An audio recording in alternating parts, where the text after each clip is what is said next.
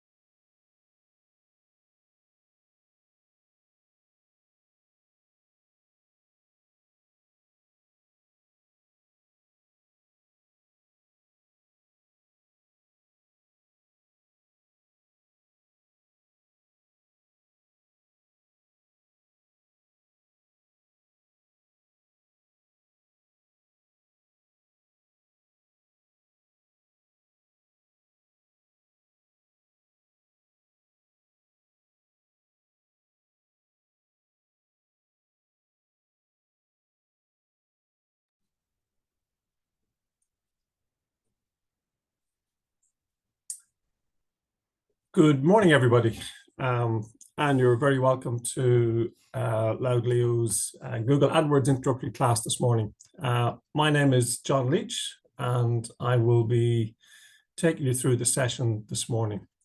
So can I just ask for a quick sound check before we go any further? If anybody can, if everybody can hear me, can you maybe type that in the chat to say I'm coming across loud and clear? And if not, we'll have to make some adjustments.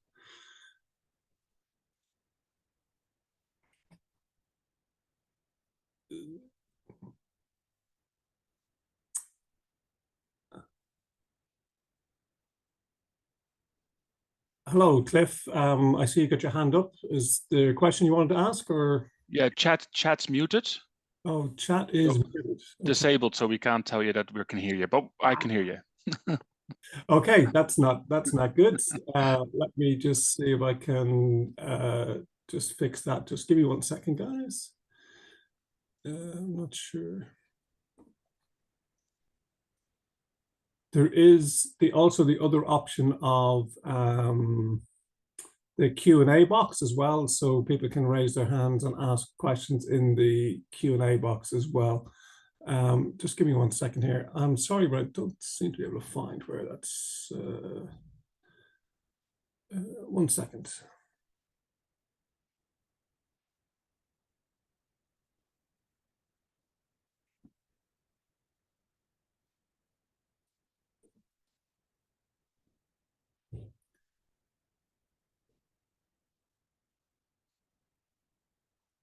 Just 1 second, folks. We'll see if we can find that chat setting. If not, we will use the Q&A. So just give me 1 second.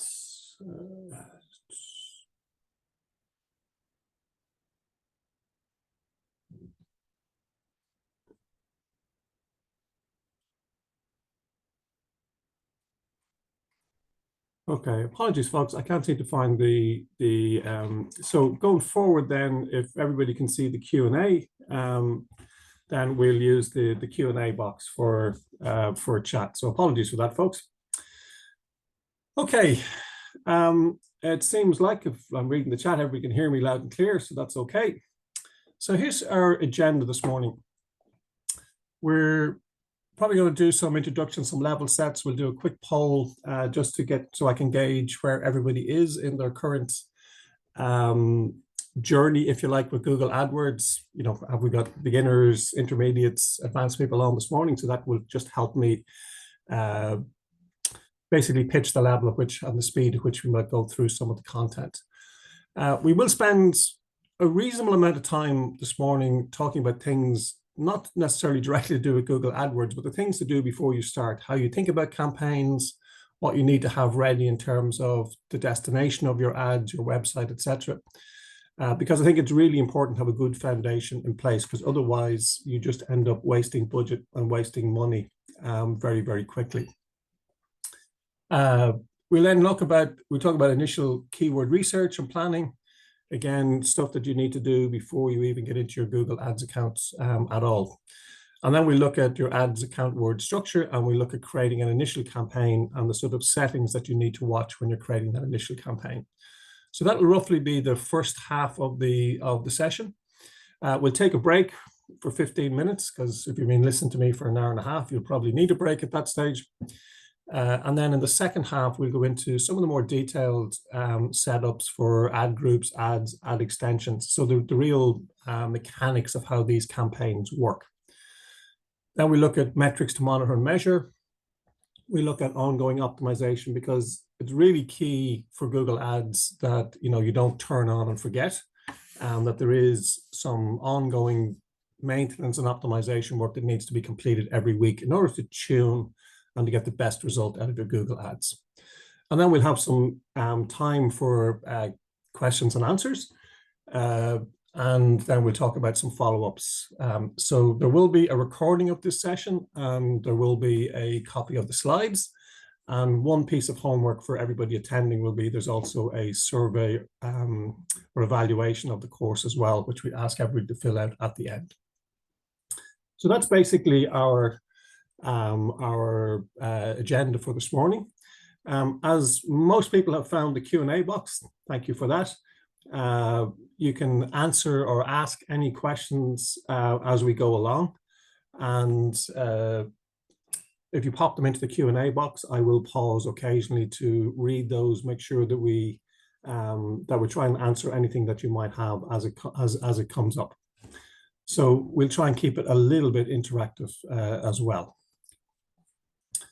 Okay, so without further ado, just my background. I've obviously a longer career than I care to think about in digital technology and e-commerce and that sort of space.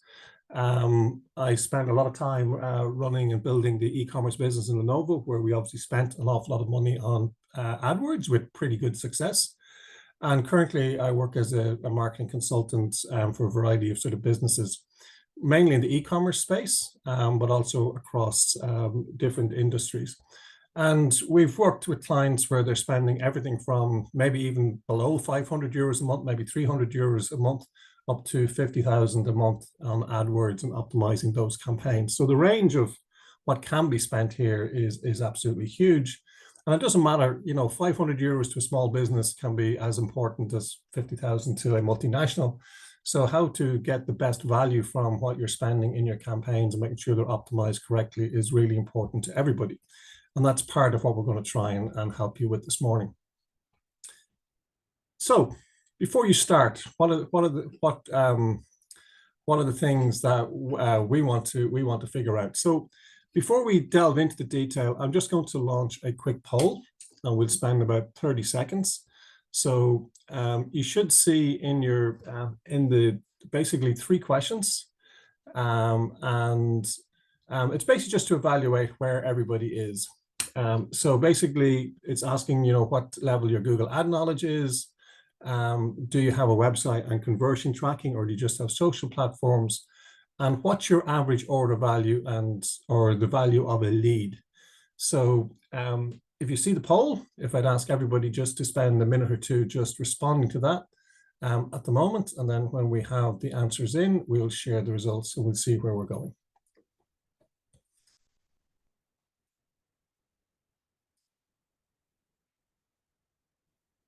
Okay, so about half of the people have responded. So we give people another couple of minutes.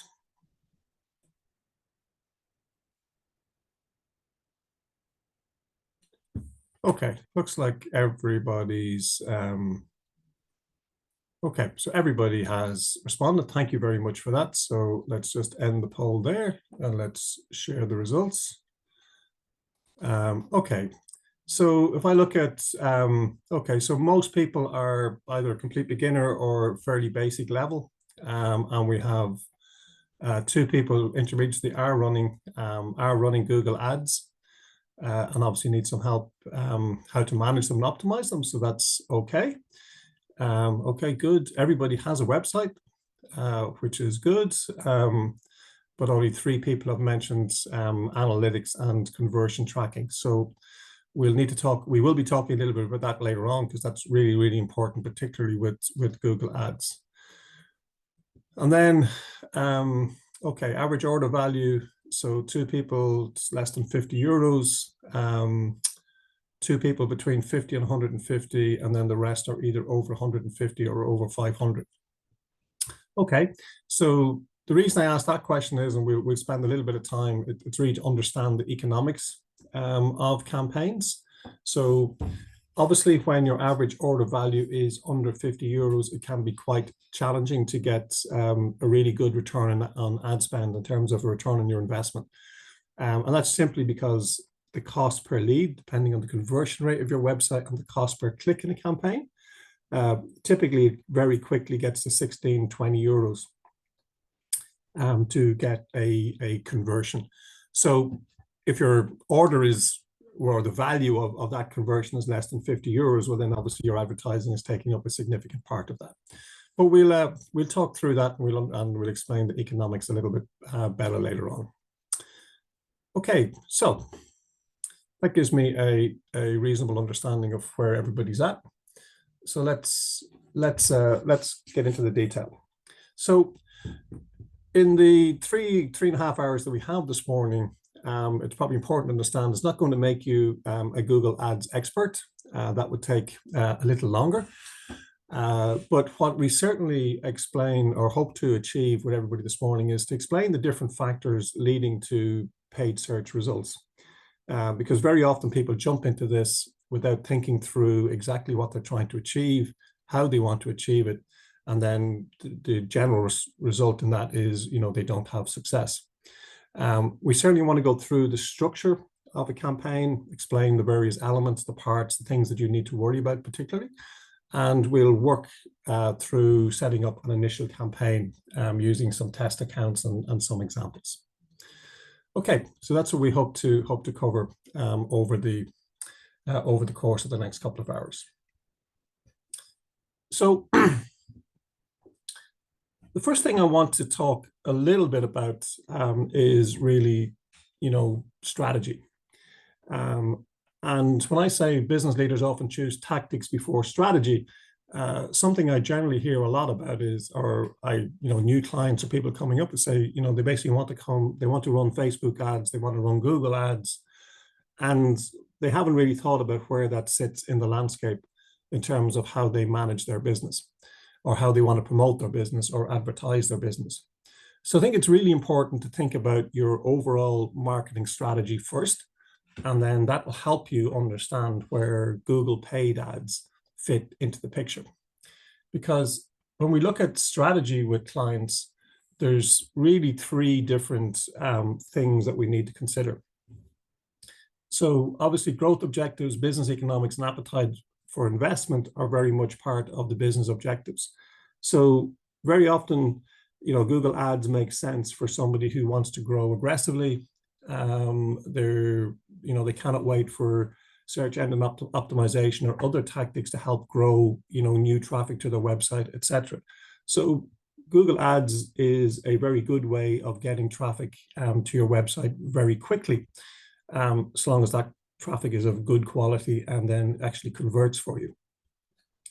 But very, very often it's a question of balancing whether you want it to grow aggressively or whether you want to basically generate a sustainable source of new leads for a business on an ongoing basis. And because Google Ads taps into what people are actually in market looking for, what they're searching for, it can be a very good, reliable source of ads and a predictable source of leads for you going forward. The next really important part in any sort of strategy is understanding your target audience, understanding what we call, marketing personas, or your ideal customer, what they're looking for, what they're likely to search for, because how you describe your business and how people search for it might be 2 different things. You know, a classic example is you know, good value fares. Nobody searches for that, but everybody searches for cheap flights. So if you're advertising on the wrong term, very quickly you won't get that resonance, you won't get that traffic. So understanding what keywords and what people and what your market on your personas search for is really important in having a successful Google Ads campaign. And then we're really into making sure that we match the right tactics. And when I say tactics, there are different advertising channels, whether that's, you know, paid social like Facebook, TikTok, or Meta, or paid search, or email marketing, or all the other sort of tactics we can deploy to get an audience to introduce to our business and to get them to buy from us, and how you measure that. Because the really important thing is to measure and adjust as you go, because it's very difficult, it's impossible to get, you know, a perfectly performing campaign out the door on day one. It's very much a test and discover and optimize and adjust. So another way of thinking about the different tactics that we could deploy or use is just this graphic, which sort of explains, you know, what do we, you know, what tactic should we use to reach our audience depending who they are or where they are. So we're talking about paid search, otherwise maybe called PPC sometimes. And of course, we have two major search engines in the mix, which is Google and Bing.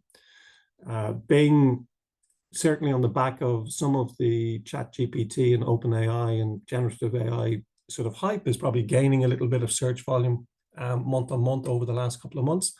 But it still probably represents only about 15% of the search volume. Google is still the big gorilla in the room.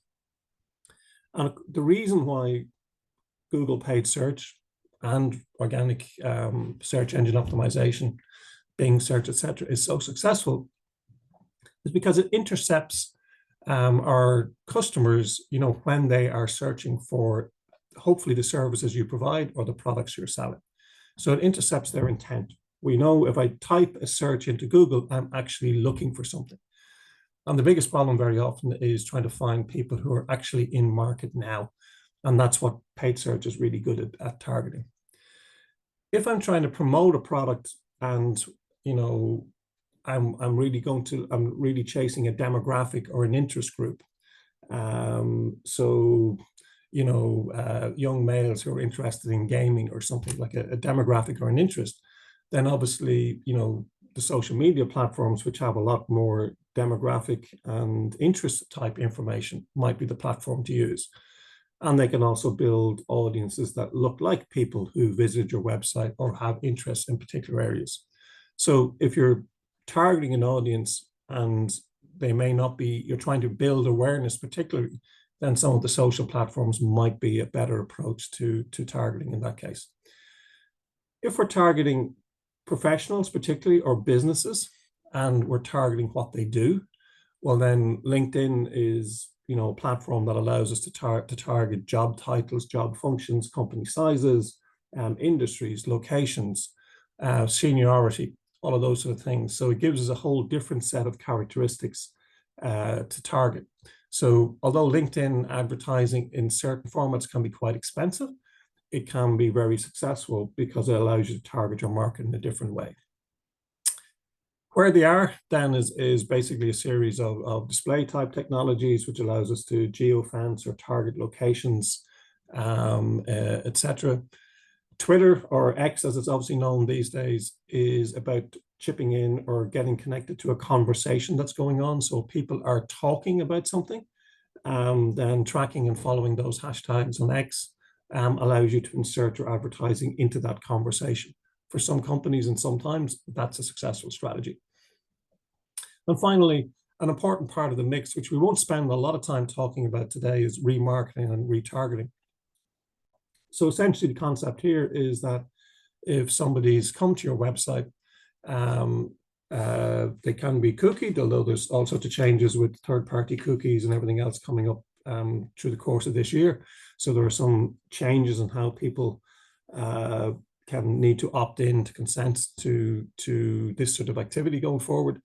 But essentially the idea is if somebody's come to your website, if they haven't purchased or they haven't signed up for your service, remarketing and retargeting campaigns allow you to send just that audience advertising based on the fact that they've been to your website or they've looked at a product.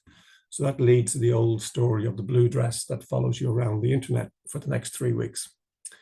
Not that I would be looking at blue dresses, but that's a whole other conversation. The other thing that we need to consider, and I have 2 charts here just to talk about the customer journey, because the thing that you need to remember as well is it's not a question very often that somebody sees your advertisement, whether it's a paid search ad or otherwise, once, comes to your website and immediately purchases. Although that happens, and I'll show you an example in a slide or two just of the types of journeys that we can see customers taking from analytics. So basically what this chart tells us is very often a customer goes from a journey from awareness. So they have to be aware, sometimes they have to be aware that they have a problem, and they have to be aware that there's a solution to that particular problem. And then finally, once they know they have a particular problem and it can be solved, they also need to be aware that you are the brand that can solve that. So this is where we talk about brand awareness, and brand awareness being really important as part of the customer journey. Because even in Google search, I would always recommend that clients have what I call a brand campaign in place. So that's basically targeting your brand name, your brand terms, because that's always the best converting audience. So people who know your business already, assuming that you're reasonably good at what you do, they have more trust, they have more awareness of you, and they're always the ones that will, generally speak, convert better. So that's why awareness is important. Typically, PPC and paid search plays a role in, attracting those people to your business if they're looking for something, if they're in that sort of searching or building their awareness sort of phase, and that brings them into your site and introduces you to them. But then they may go away. They may look at review sites. They may do some more research, etc. And this is very much they're in the consideration phase. So they know they have a problem. They know there's a solution. Now they're trying to figure out who is the person they're going to work with to actually solve that problem for them. And eventually, after some level of consideration, they move to a point where they will actually purchase a service or purchase a product. When they've satisfied themselves with their own research, they've looked at pricing, they've looked at reviews, they've looked at whatever. So, this awareness, consideration, and purchase sort of journey is what we sometimes call the marketing funnel. It's never a straight line. Unfortunately, life would be a lot simpler if it was. But people go back and forth. They look at multiple websites, etc., in this mix. So that's why it's important that your paid ads appear, at the right points in this journey. And then obviously, from a business perspective, once you have acquired a new customer, and this is why we talk about, the metric cost to acquire a customer, because if you've acquired a new customer, then can you get repeat purchase from them? Can you retain them as a customer? Because very often that's the most profitable way of growing the business, is growing what you're doing with your existing customer base. And then finally, if you can turn some of those customers into evangelists, people who talk about your business, promote your business on social networks and elsewhere, that's a really good place to be. So if we look at that funnel in a slightly different way, taking awareness, consideration, and then conversion or purchase, what are the types of platforms or tactics that really fit well? So, obviously, once you've acquired a customer and you know them, they've purchased from you, you have their details, etc., then talking to that customer on a regular basis via email is typically one of the best channels to actually do that. If we're trying to convert customers into leads, well, then this is where paid search is at its most effective. So people that have some idea of the problem they're trying to solve, they're looking for a solution, they're looking for somebody to work for. The whole idea of paid search, what we're going to talk about this morning mostly, is getting you in front of that customer at that moment of truth. And that's what's key. But equally, email and retargeting help in that conversion mix. And then as we go further up the funnel, we would look at consideration, so display, and retargeting tactics work really well there. Equally, paid search plays a role here, but I put it in the conversion funnel or the conversion section, because that's where it really works well. And then if you're trying to build general awareness, so you're reaching out to a broader audience, that's when social platforms, programmatic display, and other tactics work well. So coming back to the conversation, that if you're building a proper marketing strategy, you need to have elements that talk to each of these stages of the funnel. So you can't just do social, in my view. You can't just do paid search. You can't just do email. You need to consider, how you're actually talking to, bringing new customers into the top of your funnel, using maybe social or programmatic display, making sure that you have not just the big conversions like a product purchase or sign up for a consultation, that there's email collection going on at the consideration stage, which you can then help nurture that person down the funnel further by talking about more of the things that you do and building trust and confidence with that person, so that when they do actually decide to convert, you can be there at that point as well, either through paid search or email. So that's all sort of in theory, but let me just show you this chart, which is just an example from somebody's analytics account. So does the theory happen in practice? So what this basically tells us is this person had 118 conversions over the period of time that this data is collected. And what we're saying is that early touch points, 17% of the time was organic search. So that's not the paid search results in the search engine's results page, but the actual organic results. Sometimes it was paid search. And then what we call mid touch points, again, it was organic search. Paid search was less of a role there. But late touch points, so the last touch point before the person converted, in this case, was paid search more frequently than any other channel. Organic and direct and referrals also fed into that. So it comes down to my point that paid search is really important in that final step of the journey to get people to convert. And what we see here is that, okay, so for 118 total conversions, 34 of those actually did happen with one click. They saw a paid search ad, they clicked on and they converted, which is really good. For 12 of them, they actually did 3 organic searches. So they came to the website 3 times before they converted, and each of the time they came via organic.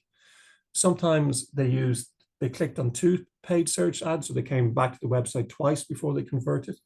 And then you get into more complicated journeys, like these 2 conversions down here happened after somebody clicked on a paid ad twice. They then were referred back to the website from a different URL twice, and then they clicked on a paid ad the 3rd time. So that's 5 times they went away, came back before they actually converted. So you can see, life is not as straightforward or simple as we would sometimes want it. And you have to keep that in mind when you're thinking about the return on ad spend, how effective your campaigns are. Because sometimes, it can be a timing thing. Sometimes it's feeding people, if they didn't see that paid search ad, they might never have done the organic search on your brand term, for example, and you wouldn't have got the conversion. So it's about understanding what that journey looks like for your customers.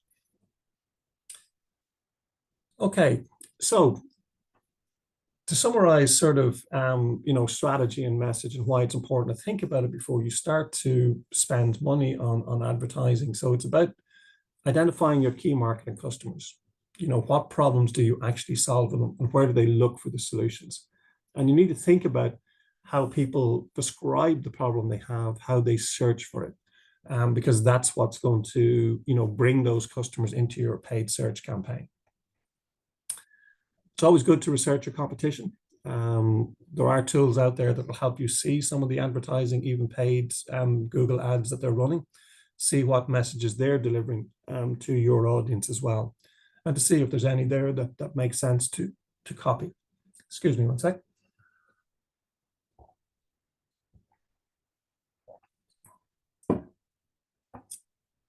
Then your messaging. So when you're writing ads, you need to think about what that message will be and what your call to action is.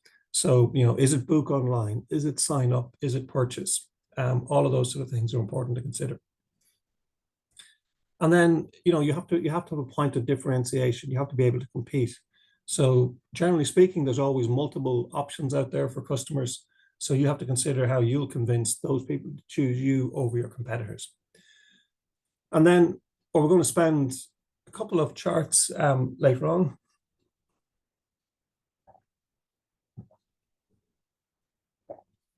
Is your campaign goals and KPIs. So I'm a big believer in making sure that you understand what the value of every lead or the value of every purchase is. So, if you're an e-commerce site, what's your average order value and what's the amount of margin that's generating for the business.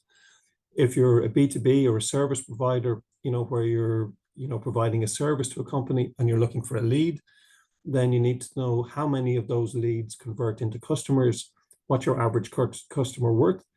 And it basically allows you to calculate then how much you can afford invest in your campaigns in order to achieve something that's economically viable for you going forward. And very often these campaigns, your ambition starting out should be to at least break even.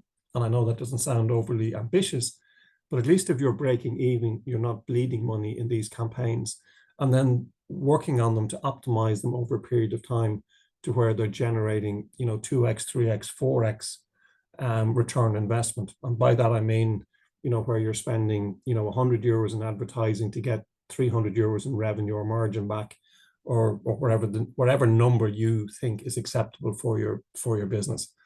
And that calculation works or is important for both e-commerce sites who are selling products as well as service businesses looking for new customers and leads. The other thing that I would say is basically you need to audit your digital presence before you start.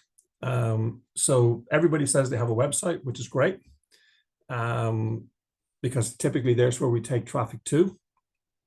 So that is the destination where your ad and your traffic is going to convert to something that makes sense for your business.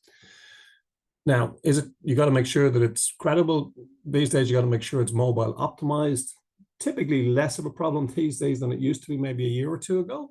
But you still find websites that don't really work that well on mobile phones. And you have to remember that for most businesses, 70 to 80% of the traffic particularly in the consumer space will come from mobile phones.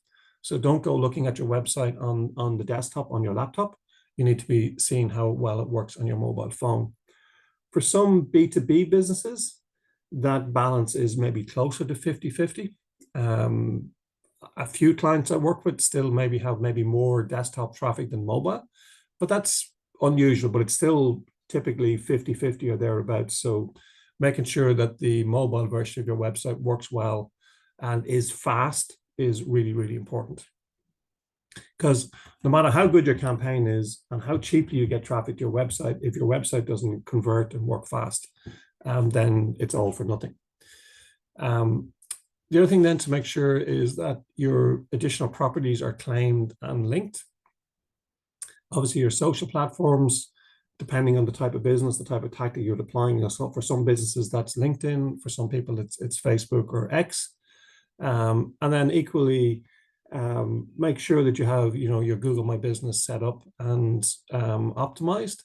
That allows you to bring in reviews, which in turn can be fed into Google Ads, so that people are seeing that you've got a 4-star rating in their ads, which again helps your click-through rate, etc. And Google My Business will also feed in location information to your ads account. So when people are looking for recruitment agency near me, Google is using obviously your location and typically your things like Google My Business to help figure out which businesses are local to which particular area. So it's always important to have all of these other elements in your landscape working in the way that you want. And finally, two other things is, are you measuring results? So I would say it's an absolute must that you have Google Analytics installed or a alternative analytics program. But as GA4, Google Analytics is free, generally most people use that because all of the algorithms need information to help optimize your campaigns to show them to the right people. And the way they get that information is either through things like the Facebook conversion API and Pixel, or in this case, Google Analytics. There are also specific ad tags that you get as part of Google Ads accounts. We're not going to go into too much detail on those this morning, but that in a similar way provides information back to the ads platform to tell it which people, what type of people are clicking on your ads, what's working, what's not working, and that in turn feeds into the bidding algorithms to know, for the platform to know how much to bid for a particular person's search, and again, to optimize the campaign for you. And then you need to know what your conversion rate is for the main pages. And we'll see why that's the effectiveness of your campaign is not just how well your campaign runs, but it's how well your website converts that traffic to business for you as well. So they're all of the things that need to be working. Okay, let me just pause there for a quick second and just ask, is there any questions on sort of strategy and setup and things that you need to consider before you actually start your Google Ads campaign?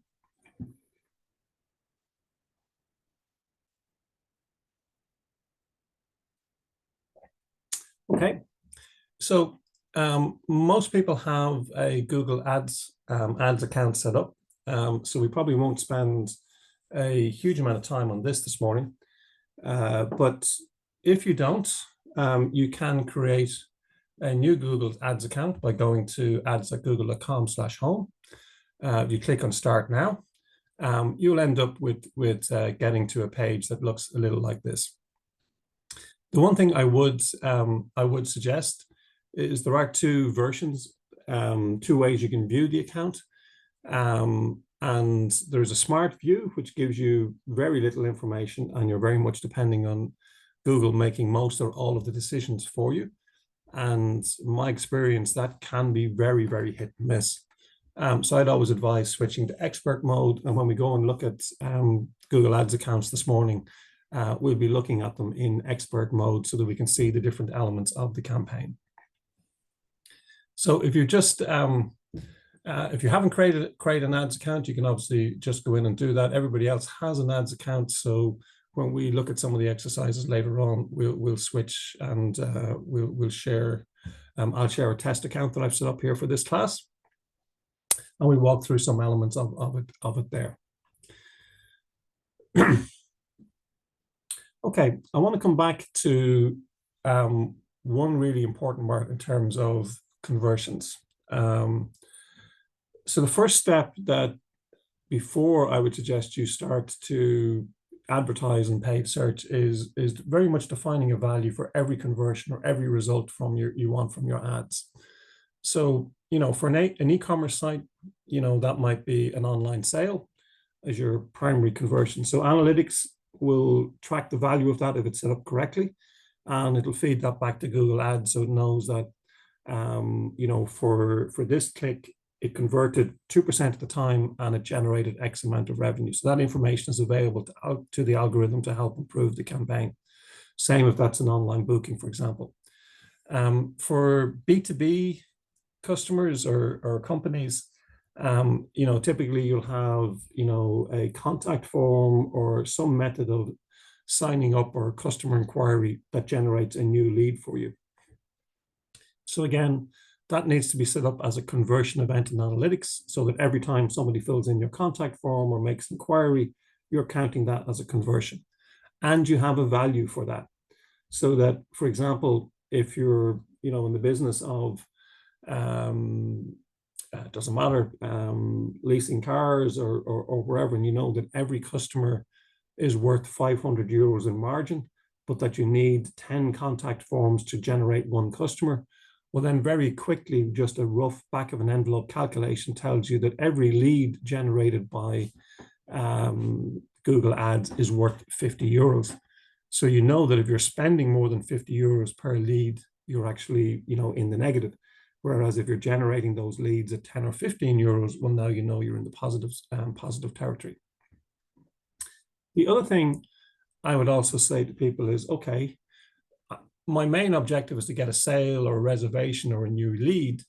But what other micro conversions do I have on my website? So can I, if somebody is not prepared to purchase, can I capture their email address, for example, as a micro conversion, and then use that to nurture or to talk to that person over the next period of time and see if I can convince them to become a customer. So that's why you see almost on every e-commerce site where you go into, sign up, for 5% off your first order, because at least, even if the customer doesn't purchase on that visit, we've now got their email address, we've now got a coupon, they've got a coupon which might encourage them to purchase, but we can actually talk to them over the next 2 or 3 weeks and send them some more content, which they've just signed up for, to help convince them maybe to become a customer. Same idea for B2B sites. So don't always go for just the one conversion. Are there other things that you can have there? So for a B2B company, the comparison would be, is the resource, a download, a guide, if I'm, again, leasing cars, is there a guide I can provide you with for all the things you need to consider when you're leasing a car? And again, the typical traditional way of capturing that would be provide that content, but ask for their email address in return. So again, they didn't lease or they didn't submit an inquiry on the first visit, but at least I've got some value from the click I've just paid for, and I can now talk to that customer over the next while. So I would say conversion tracking must be implemented, because that's how Google determines who to put your ads in front of. It's how you determine whether your campaign is successful or not. The best way of doing this is linking AdWords and your Google Analytics account, and we'll show you where to do that when we look in the account in a second. And there is also a thing called UTM tracking. So this is, and I'll include a link to this tool which Google provides if you don't use it, which is basically where you can actually add some parameters on the end of your URL, which tells analytics that this click came from paid search, it came from this campaign, and therefore analytics can make sure that it categorizes that visit correctly. We talked a little bit about remarketing and retargeting. I would normally say for larger clients who are spending bigger budgets, they should always incorporate maybe 10 to 15% of their budget going towards retargeting. For smaller budgets, 300, 400, 500 euros, you probably don't have either enough traffic or indeed enough budget for that to be really successful. The other thing that people don't, when I do say, very often you're actually driving people to a website to get conversions, that's actually technically not correct. Because for many businesses, what they're looking for is phone calls. So again, you publish the phone number on the website, people would click the call, so you can make sure that needs to be tracked. But there's also call extensions available in Google Ads, so that when they see your ad, there's basically a click to call button right there in the ad. They don't need to go near your website. For some businesses, that's the most important conversion, and that's the one that they really like. And it's not that expensive. So it basically makes the phone ring for your business, which is what they're looking for. The only challenge you find with it is it can also lead to a number of wrong dials. So for example, where if you're a dentist and you're advertising on Google AdWords, you're using call extensions, very often you'll get phone calls for every other dentist in the locality. And it's about figuring out if there's too many of those calls for it to be worthwhile or not. And that's simply because people very often don't really read what they see on their phone. So they've searched for their dentist, your ad has popped up, they've seen the call button, they assume it's for their dentist, they click on it anyway. That's just an occupational hazard, unfortunately. And it's just something that needs to be tested and worked through. And I would always suggest that you test your tracking, make sure that it's working before you start the ads campaign. So a couple of comments. You can import your conversion. So if your web developer has set up Google Analytics and it's got all the conversions set up in Analytics, you can link your Analytics account and bring those conversions into ads, which is really good. There's also a tracking tag that Google Ads generates for you and asks you to install that. And that sometimes requires the support of your web developer. It's generally beyond the scope of most business people, if you like. Just to remind people that GA4, so Google Analytics version 4, has now replaced the old Universal Analytics. So if you've not done anything with your analytics account in the last year, your old account is no longer tracking data, and it's been probably automatically migrated to GA4, so you need to make that switch. If your website's built on WordPress, then I would generally recommend Tag Manager, Google Tag Manager, to install the tags. If you're an e-commerce site and you're using Shopify, for example, then there's a Google app which will install all of that for you. So it's probably a little easier. It's a little easier on Shopify than it is on WordPress and WooCommerce. Okay, so let's talk about metrics that we'll talk about, and these are just some definitions that we'll refer to as we go forward. So cost per lead, I mean, it's pretty straightforward calculation. It's the advertising cost by the number of leads generated. So forms submitted, quotes requested. And then that's the first step in the journey, I would suggest. So you as a business then need to understand the conversion rate of those leads to actual customers. So are you converting 10% of those leads to customers? Are you converting 50% of those leads? Because that has a very, very, very different impact on how successful your campaign is being. And sometimes we can get more leads at a cheaper rate on Facebook as a platform, for example, but typically they will be of lower quality, so they don't convert to customers as well. And that's where you need to work out those calculations all the way through. The next really important thing to consider is your cost per acquisition or cost per conversion. Particularly for e-commerce sites, this is basically the cost of your advertising campaign generated by the revenue, or divided by the revenue generated. It's important to know your margin, because probably the real trick here is cost of advertising divided by the margin generated, because that's your real return on investment. That said, acquiring a new customer that this is their first purchase, they're now new to the business. If you have a pattern with your customers that they buy once, twice, 3, 4, 5 times over a period, then obviously the cost of the advertising campaign can be spread over the lifetime value of the customer. It's an important idea to keep in mind. And then return on ad spend is a similar metric. It's sort of the reverse in some respect, and that's the revenue generated as a percentage of the advertising spend. So if I've spent 500 euros in advertising and I've got 2,500 back in revenue, well, that's a 500% return on ad spend, or a 5x return on ad spend. So to me, from a business perspective, they're the 3 metrics that tell you whether your campaign is a success or not. What a lot of people hear a lot of talk about is what I describe as campaign metrics. And of course, these are important. So, the bottom of the list here is clicks. So the number of clicks the number of times somebody clicks on your ad. I mean, that's what drives the cost of the campaign, because that's what you're charged for in Google terms. But at the end of the day, you have to combine that with the conversion rate. So I got 100 clicks, 5% conversion rate means I got 5 actual leads. So that's why conversion rate is really important to understand. The cost per click, again, is something that people spend an awful lot of time worrying about. Is it 80 cents? Typically, you'll see the whole range. So for a brand's term, where you're ranking for, etc., you might see cost per clicks at 12, 15, 20 cents. If you're advertising for personal injury lawyers, you can see cost per clicks in the hundreds and thousands of euros per click. Our financial products equally would have very high cost per clicks. So the cost per click will depend on the level of competition, for those terms, the industry that you're in, how profitable those particular industries are, etc. And then final 2 that are related are impressions. So where you see impressions in your ads account, that's basically the number of times that your ad is served to your audience, the number of times it's appeared. And the click-through rate is the percentage of people who see your ad and click on it. So if I've shown the ad 100 times and 5 people click on it, that's a 5% click-through rate.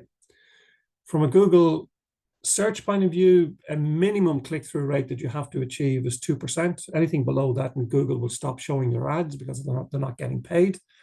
5, 6, 7, 8% click-through rates are really good. And in some really well-performing campaigns, you'll get 15, 20% click-throughs.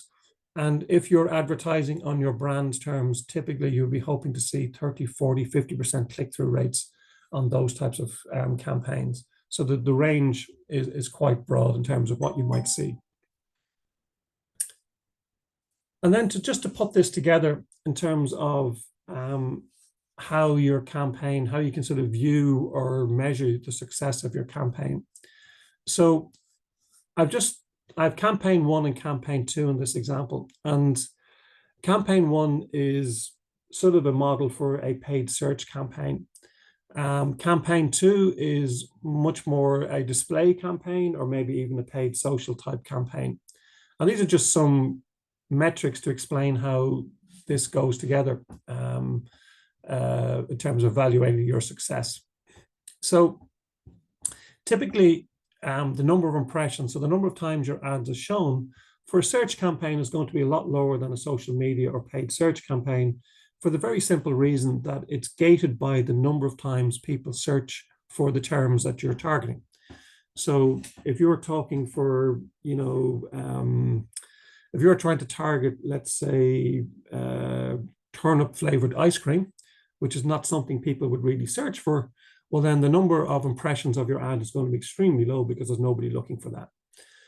So in this case, we're saying that we have 2,000 impressions on our campaign in search, and in our display campaign, we have 100,000 impressions. So almost 50 times the number of times your ad has been shown to people. The difference in search is obviously they've been actually looking for what you're doing. On display or social, you're just trying to interrupt them while they're doing something else. The click-through rate, so we're saying that this campaign is working pretty well. It's got a 5% click-through rate in search, and on social or display, it's got a 0.5% click-through rate because they weren't looking for it, so therefore they're much less likely to click on the ad. So that means that we've generated 100 clicks. That's 100 visits to your website in the search campaign, and we've created 500 clicks in the display or social campaign. So at this point, it's say, hey, maybe my display or social campaign is doing much better because it's getting me five times the amount of traffic. And then I look at the average cost per click. So again, 150 wouldn't be an untypical cost per click in a search ad, which means I got 100 clicks at 150. I've spent 150 euros. For the 500 clicks on the social or display campaign, Google charges a lot less for clicks in this case. So maybe they've come in at 30 cents. So I've actually spent the same 150 euros worth of campaign dollars or campaign euros. So you might be sitting and say, I've spent 150, I've got 5 times the traffic in the display campaign. God, I go with the display campaign all day long. And you would do that until you look at the next line in the model, which says my conversion rate on the paid traffic is 3%, whereas my conversion rate on the display traffic is 0.2%. Again, not untypical. Like a 3% conversion rate is the benchmark number that we all use in terms of trying to understand how well a campaign is working. On social or display, that conversion rate is typically a lot less. Of course, there are campaigns in search that won't convert at this rate, and there are campaigns on social and display that will convert much higher than this. This is not untypical. So basically, we're saying here is that my 100 clicks for my 150 euros converting at 3% generated 3 orders or 3 leads for the business.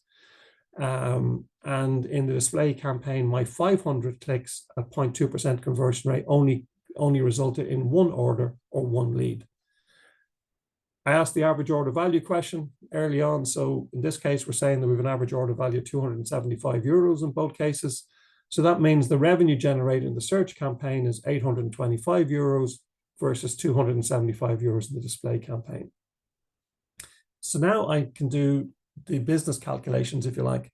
So the cost to acquire a new order or a new customer in search, in this case, is 50 euros, but in display or social, it's 150 euros.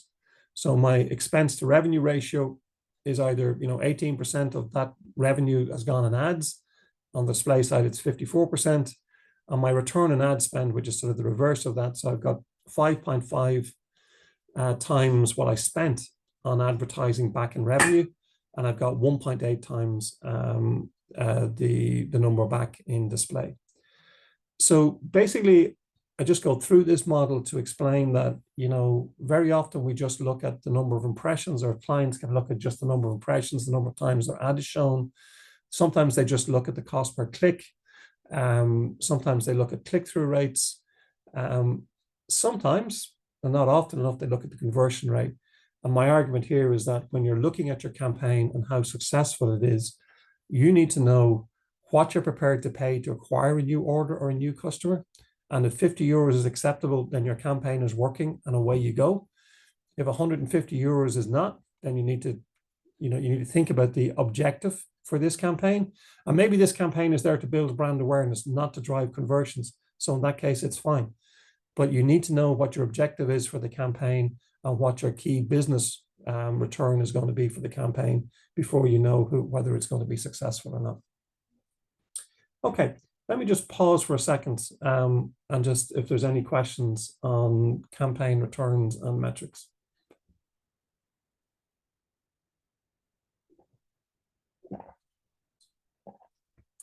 Okay, no questions so far. So either everything is clear as mud or everybody's on board and know exactly where we're going. Okay, so 2 or 3 things to consider who wins with Google. How do I get my ads up there at the top of the page? Everybody's clicking on it and people are happy.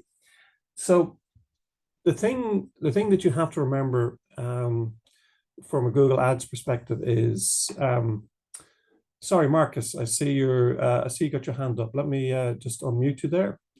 Sorry, let me just, or maybe your hand down again. So Marcus, you want to ask a question? Okay, maybe not. Hello, can you hear me? Yeah, Hi. I can hear you now. Sorry. Yeah.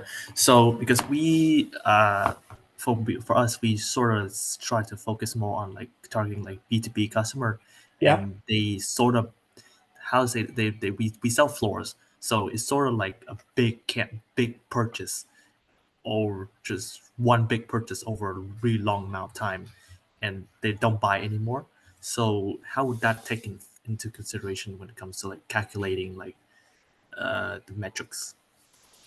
Yeah, well, I mean, I think it's in terms of the advantage of that, it's one big purchase, so therefore the revenue generated by a conversion is substantial. So therefore, effectively, that means you can afford to invest more in acquiring that customer. The challenge, obviously, is if it's a one and done, then you don't get the follow-on purchases necessarily. But there may be other opportunities in terms of something else down the road. So I don't think it changes the calculation in any way. In that case, really, what you're saying is, if I go back here, you're saying, okay, my order value in this case is much higher than 275 euros. It's 2,700 euros maybe. So therefore, as I look at what I can afford to invest in acquiring that order, well, then it's going to be more than 50 euros. But obviously, it can't be 1,500 euros because that would also make the calculation not work, if you like. So I think that the fact that you're targeting big ticket items or big purchases to a particular audience doesn't change this calculation really. It just gives you a different set of parameters that you're working to. Does that answer the question? Yes, thank you very much. Thank you. Okay, great. Okay, okay, no other questions. Okay, so let's think about. So here's the thing that you need to think about in terms of how to win with Google, right? So you have to remember that you're competing for Google's limited resource, which is ad space. And Google will basically show ads for two reasons. The first one is that they get clicked on, and therefore Google gets paid. So that's why if you're running an ads campaign and its click-through rate is 2% or below, then that's something that you need to look at, because what Google is saying to itself, hang on a minute, I'm showing ads for this business, only less than 2% of people are clicking on them. I have this other business over here that wants to show ads, and 5% of the people are clicking on those ads. So if I show this other business's ads instead of this business's ads, I'm going to get double the revenue or double the number of clicks. Therefore, they stop showing the number of impressions that you get on your ads begins to decline. So if you see a low click-through rate and a low click-through rate, it's 2% or lower, then you need to look at that. And the way we fix that is looking at the ad copies in that case and changing that up or tweaking it to make it better. And the second reason that Google shows an ad is that Google believes that that ad is relevant to the customer and relevant to the search that the customer has just made. And the reason that's important, because that's the reason that keeps Google number one as the top search engine. Now, there's a huge amount of change going on in the industry over the last, obviously, 6-9 months with what we call the new generative search experience. We have new tools like Perplexity coming into the market, that answers questions in a different way, etc. So the whole search environment is in something of a state of flux. So who knows how this is going to develop over the next 12 or 18 months. Everybody's trying to figure out, what changes are, how people's patterns, will people go to ChatGPT to ask questions instead of going to Google search?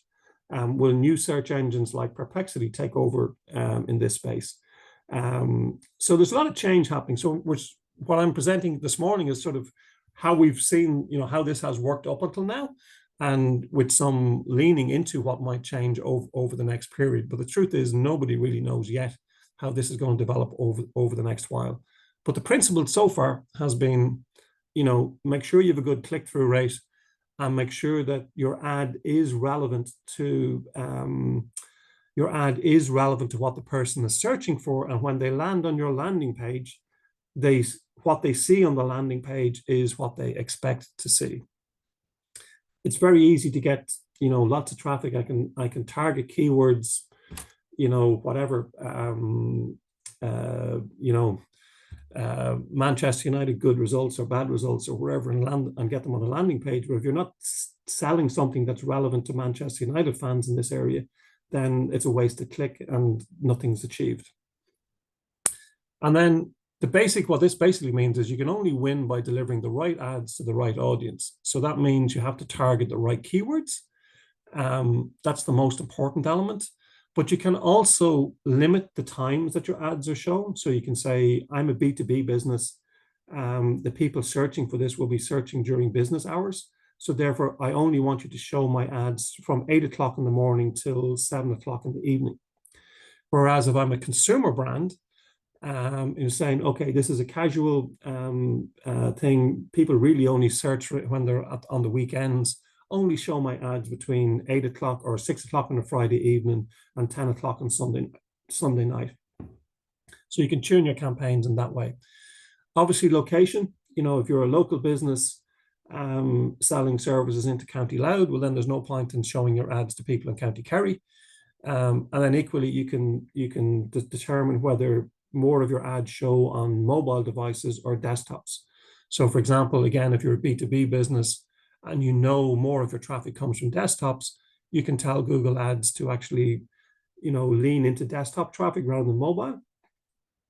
If you're a consumer-faced business, you might do the opposite. And really, there's no shortcuts in any of this. You have to really think about the right keywords, the right message, and make sure that you're tweaking and adjusting that. And finally, we're always, when we do keyword research, and excuse me, we see a large volume of searches, for floors, for example, as we were talking about a second ago, or wooden floors or laminate floors. The problem with that is it's a very broad, intense keyword. Whereas if you're selling only Canadian red oak solid wood floor, then that's the term you want to be advertising on. There may only be a very small amount of searches for it, but those searches would probably convert much, much better. And therefore, it's actually better to be on that term than wooden floors as a generic term. So we'll talk a little bit about that when we get into keyword research in a second. Okay, so a couple of things in terms of who appears at the top of the list. So first thing that helps determine that is the bid amount, how much you actually pay for the click. And sometimes that's the only way to get to the top of the list. And that's becoming a little less transparent these days because of the different bidding strategies that now Google allows you to deploy. And we'll talk about that in bidding strategies in a second. It used to be the case where you could set a maximum cost per click, and then depending on who had set different maximum CPCs, that determined where the bid or where the ad appears. The most important thing in my mind is quality score, and that's driven by click-through rate, relevance, and landing page experience. So Google will look at your website and decide whether it's a good experience or not. And typically, mobile responsiveness, speed, does it talk about the keywords that you're targeting in your search ads? They're the three things that it uses to, decide on relevance and experience. And then, as we said, context, so device, location, all of those sort of things. And finally, ad extensions. And we talk about ad extensions. So like I mentioned, if you really want phone calls, there's an ad extension for calls. You would deploy that call extension in your campaign, and that's how you would get even better results. I'm not going to go into this in great detail, but basically it's the most important thing generally agreed in quality score is click-through rate. So where your ads are getting lots of clicks, Google will assume that they're relevant, but your landing page experience is really important. And when you look at your campaigns, you can see the quality score after a period of time for your keywords. If you've got a low quality score, then this is the impact that it has.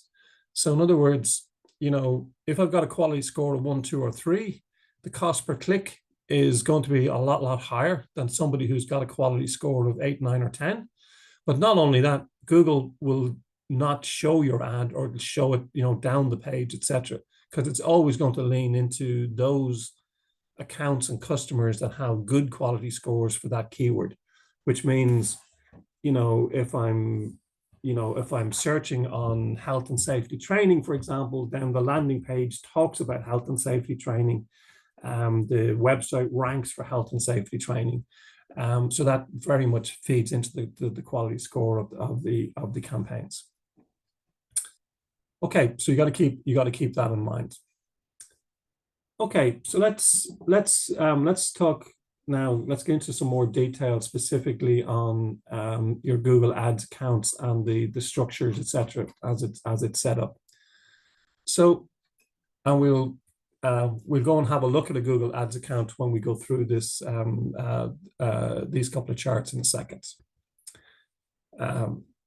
Okay, so this is how your Google Ads account is typically structured. So first of all, you will have your account, and that's basically tied to a unique email and password, which is your email and password. And your billing details is set up at the account level. So this is where, when you set up a billing profile in an account, where you put your credit card in, so Google knows where to charge. If you're a large advertiser, then you can go to a payment on invoice process. But typically you need to be spending somewhere in the region of 10,000 a month, wherever, to get to that level. So for most people, it's all charged to a credit or debit card. So that's set up once on your account. And then the next level down is basically your campaign levels. So the campaigns that you set up there are certain characteristics that you can define and set at the campaign level. So the first thing is the type of campaign. So we're talking this morning about search campaigns. So that's where we're targeting keywords and searches, and we're showing our ads on the search engine results page. Obviously, Google gives you the ability to do display campaigns. So they're the advertisements that you see on the top of the Irish Times page, for example. There are shopping campaigns, which are that row of products that you see in the search engine results page. So you see the picture of the product, the price, the website, and you click on it, brings you straight to the product page. Those are shopping campaigns. PMax is a campaign type called, which is Performance Max, which is a really interesting one. And it's really a mix of, it's where Google actually shows your ads across all these different networks. So the search network, the display network, the shopping network, and YouTube. And it's a really interesting format for both building some of that brand awareness that I talked about earlier, but also targeting conversions. It works well when you have conversions in your account, so Google knows what to optimize for. But it's certainly a campaign format that's relatively new. It's probably about 18 months to 2 years out there. And it works really well for some clients at this time. And then finally, video. So you can obviously generate ads on YouTube. It'll take your YouTube videos and push them out. So they're the different types of campaigns typically that Google offer. The objective then is typically, it asks you to set a sales objective, brand awareness, all of those sort of ones. So when we do our test campaign, we'll set an objective, and you set the budget per campaign. So basically, you always give a Google Ads campaign a daily budget. And what that actually means is that Google will spend 30.4 times that daily budget in a month. So if I set a daily budget of 10 euros, and I look tomorrow and I see suddenly Google spent 20 euros yesterday, what the hell is going on? So what can happen is Google will spend up to double your daily budget on any given day, but then it'll average it back. So tomorrow it'll only spend 5 euros, the day after 4 euros. So over the 3 days, it's actually only spent 30 euros. So that's budget. Bidding strategy, which we'll talk about in more detail. So there's maximized conversions, there's maximized clicks. There's a number of different smart bidding strategies we use today. And then there's location. So what physical geographic location do you want me to show my ads in? Like, is it, the Northeast? So Louth, Meath, Fingal, Monaghan, Cavan. They only want to show them in Dublin. They want to show them in Ireland or the UK. And for God's sake, most people don't show them worldwide, which they will also allow you to do. That's rarely a good approach. And then there are some additional detailed settings that we look at, but these are the main things that you set at a campaign level. So you might have, if you're an e-commerce company with different product categories, you might have a campaign, for glassware. You might have a campaign for blankets, with different objectives. If you're, a service business, again, you might have different campaigns for the different service lines that you offer. And then finally, each campaign is made up of a series of ad groups. Within the ad groups, this is where we define the keywords that we want to target. So if I'm doing health and safety training, for example, this is where I would, put in my keywords like health and safety education, health and safety training program, HACCP training, whatever the terms are they want to target. But equally important, and people forget about this so many times, is negative keywords. So these are the words that I don't want to trigger ads. So typically, sometimes if I'm not a job site, for example, people might put in jobs as a negative keyword. So again, if I'm looking for a health and safety job, I don't want to show my ad to that person because they're clearly not looking for what I sell. They're looking for something completely different. So negative keywords are really important in cutting down on waste in your campaigns. Because every click that they click on, you pay for, whether it's relevant or not to your business. And this is the best way of making sure that you reduce the waste in your campaign. And then this is where you write your ads. So again, your keywords, your ads should refer to your keywords, and your ads need to go to a landing page that again refers to the keywords that you're actually targeting on. And then ad extensions. So ad extensions are things like site links. So when you see an ad, it's not just going maybe to your product page or your main service page, but you can also have a link there that goes to your contact us page, goes to the about us page, etc.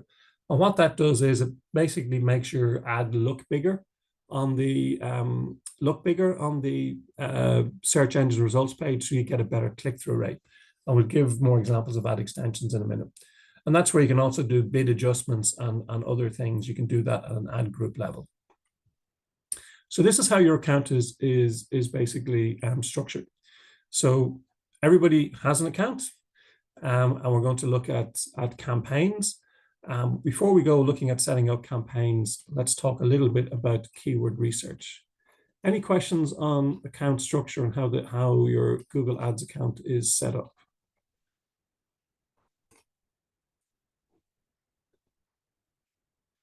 So is there so question, is there a sweep number for the amount of keywords that you should have? Good question. There's different things. You can go all the way from what we call a single keyword ad group, where you literally have a very targeted one keyword going to one ad, going to one landing page, and that works. My general recommendation, though, is that for an ad group, you're typically talking about anywhere from 8 to 15 keywords. But there's also the question of the type of matches that you have as well.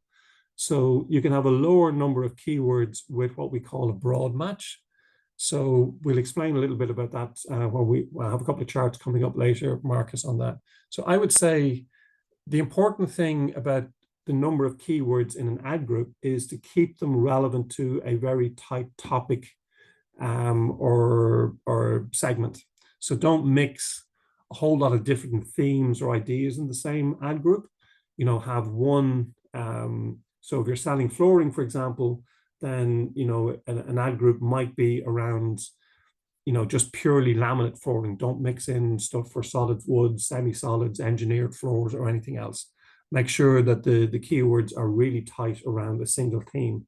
And generally speaking, in terms of what you can manage, anywhere from 8 to 15 keywords is probably enough in an ad group. But it does vary depending on your strategy. Okay, so that sort of actually keys in nicely to keyword research. So there's two important definitions to think about when we start looking at this. One is keywords, and they are the terms, or they're the words. I should have not put in terms there because it confuses. They're the words you use to target your audience and their match types. So there are three types of matches. There's broad, phrase, and exact. So again, I'll show you some examples of that, but I can basically tell Google, if I put in a keyword like barbecue charcoal chips, for example, and if I put them in square brackets and tell Google that's an exact match, well then, unless somebody types in exactly barbecue charcoal chips, my ad won't show. I can then do what's called a phrase match, which could be barbecue briquettes, or sorry, charcoal briquettes, for example. In this case, if I tell Google that's a phrase match, well, so long as I use those two words and I put anything else along with them, then, or something that's quite similar to that, then Google will show your ad. So for example, in that case, if I type in best charcoal briquettes, that will be a phrase match to charcoal briquettes, and therefore will show my ad. And then finally, broad match. So if I put in charcoal briquettes as a broad match, then Google will match a lot broader terms to that and show your ads in a lot more cases. So for example, the charcoal grill Air Square Galway would also trigger that ad because it's doing a broad match to the charcoal element of it. So the reason we use different types of matches is broad match will bring in more traffic, but then we have to work harder to optimize and add more negatives to make sure that we're not getting irrelevant searches. If we go for exact match, on the other hand, then we need to know exactly what people are searching for, which is more difficult. So typically, a good approach, or an approach, is to start with broad or phrase match, see the terms that work for you and convert for you, and then add those as exact matches to your campaign, and then reduce the number of broad and phrase match keywords in your campaign. And that's how you would optimize it going forward. And then search terms are the actual words that people type into Google search bar. And I have some examples of how that works in a second. So again, it's very important not just to focus on your keywords, but to focus on the search terms. And anything that isn't relevant that shows up in the search terms, you should add them as a negative to your campaign so you don't waste budget on them. So that's just the definitions. So again, when we're doing keyword research, we need to think about the types of keywords that are there. And and going back to my, marketing funnel again, so awareness, consideration, and purchase, or awareness, interest, and desire, you can describe this in different ways. So at the top, broad terms have a lot more awareness and they'll have a lot more search volume. But then the problem is they're not ready at that point. They're only doing an awareness search. They're not ready to purchase. So the more detailed the keyword is,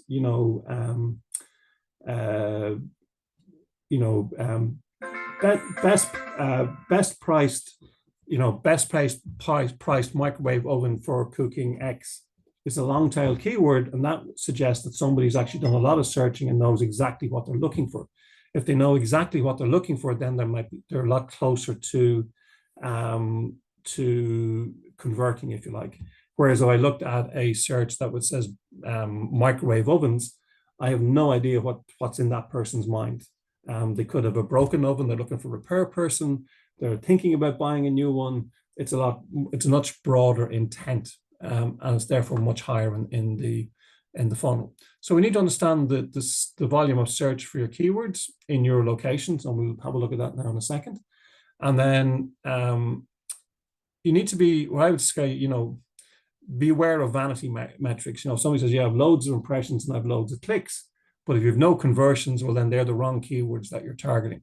And what you need to look at as your campaigns bed in is what ones are driving conversions, what's the value of those conversions, and you need to promote those keywords in your campaigns.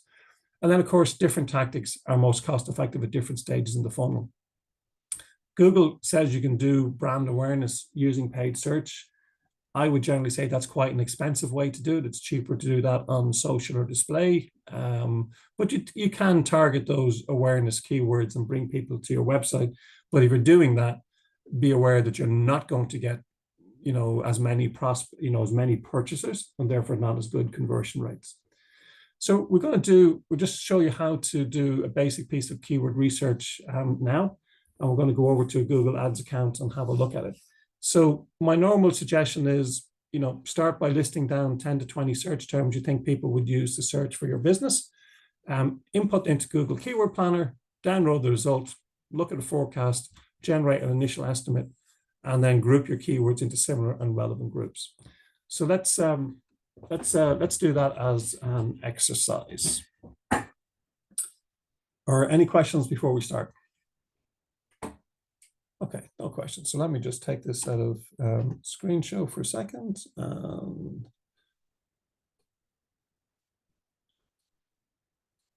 Okay. So can I just check, can everybody see my screen? It should be saying Google Ads, and we should be looking at Loud Leo training accounts. Can people see that on the screen? Right, okay. Right, so basically this is basically after you set up your account, this is what it will look like, generally speaking, in terms of we'll have the Google Ads nav bar up here. We have a left-hand nav bar. So the first one here is campaigns, and as you can see, we don't have a campaign in here at the moment. So a couple of things to look at, like open to tools and settings. So there's a couple of areas here. So we're going to go into what we call Keyword Planner.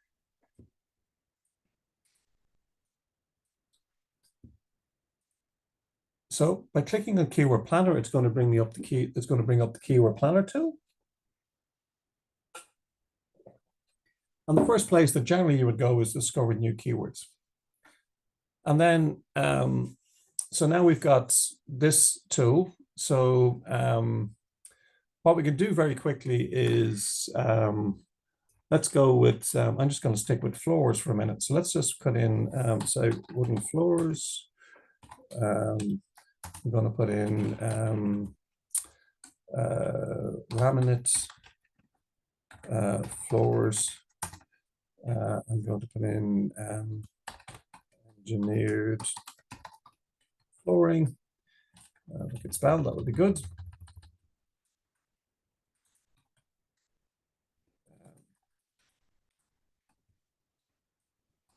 Okay, and then we're going to just ask Google to get me some results.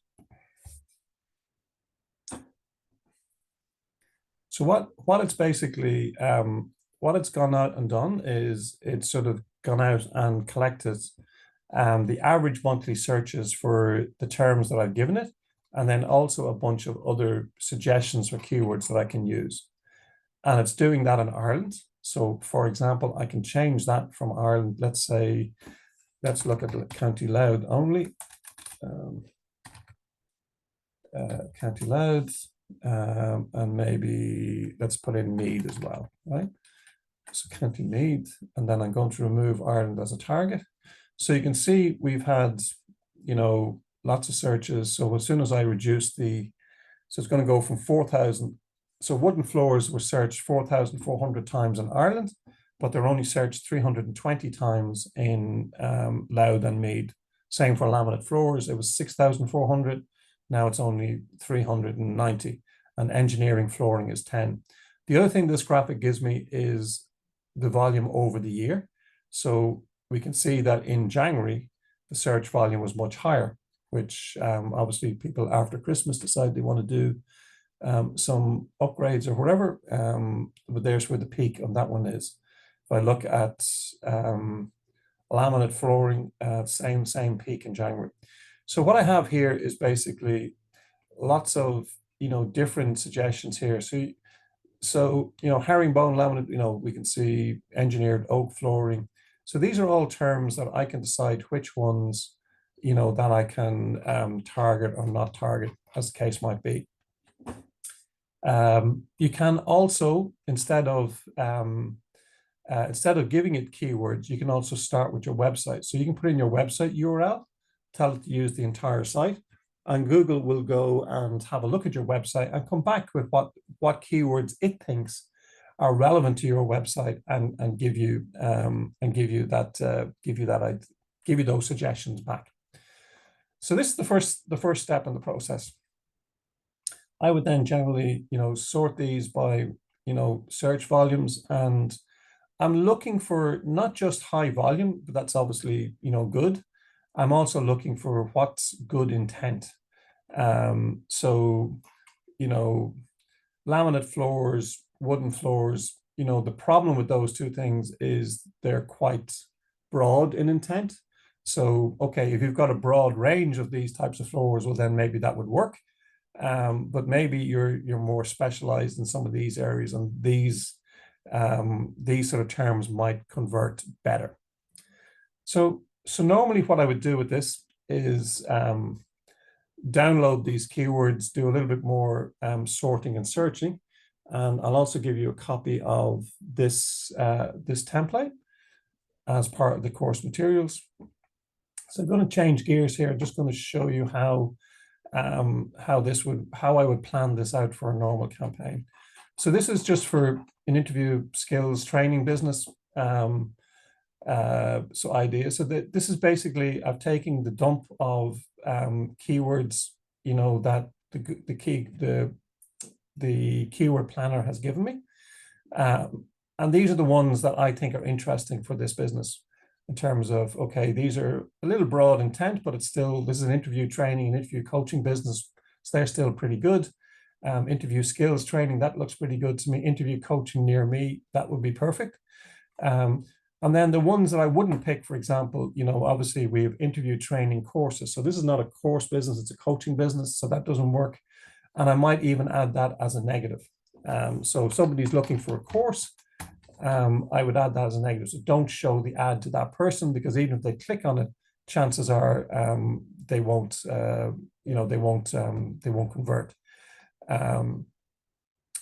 You could pick something like best interview coaching services, but that's somebody probably doing a bit of basic research. Might be interesting. There's not a huge amount of search volume on it though. And then, you know, you can go down the list here. So coming back to what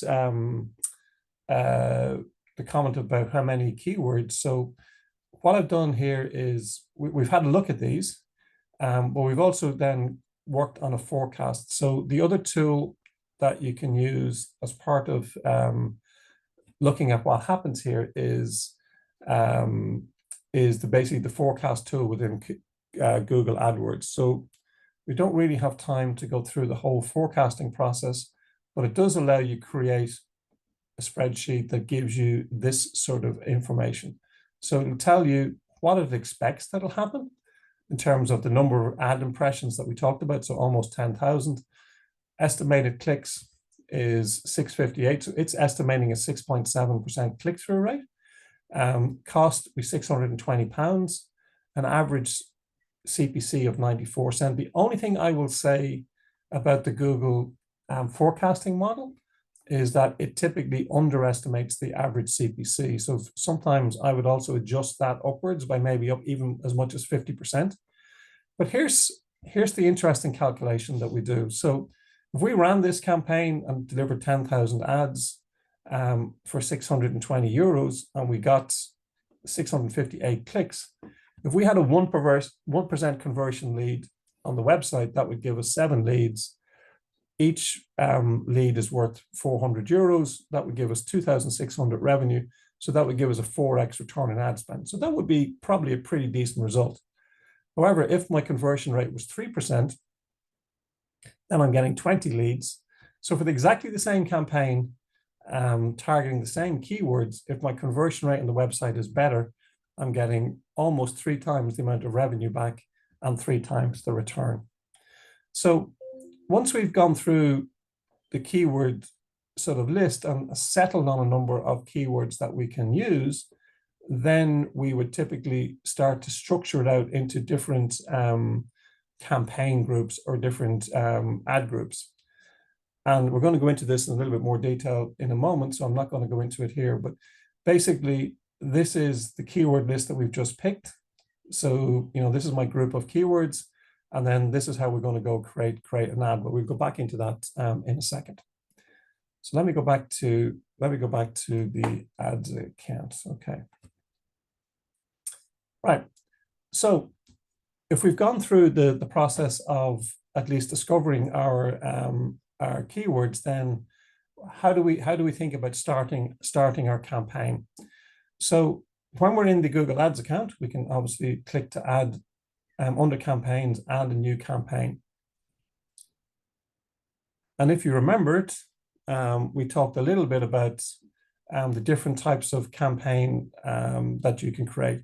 So typically, the most common ones you see for paid search are sales or leads. You can, of course, focus on just traffic, and that will change the bidding strategy, which we'll talk about in a second. But if, let's say, we're going for sales, so we're going to click on sales. It's going to say, okay, it's going to give you purchases. So again, if you've linked your analytics account, it'll pull that purchase conversion in from there. And then it asks you to pick the campaign type. So these are the different campaign types that we mentioned. So again, we're focused on search campaigns this morning. PMax, I said, is a really nice campaign type that delivers ads across all Google's different ones. Display probably works a little bit better for brand awareness. Shopping only if you're an e-commerce site selling individual products. Video works, again for awareness, but sometimes for conversions. So we're going to go with search, and we're going to say we want website visits.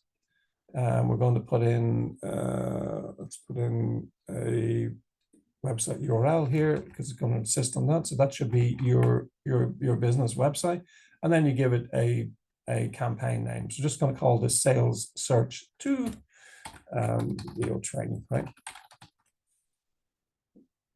Bang. So we're going to start a new campaign in this case.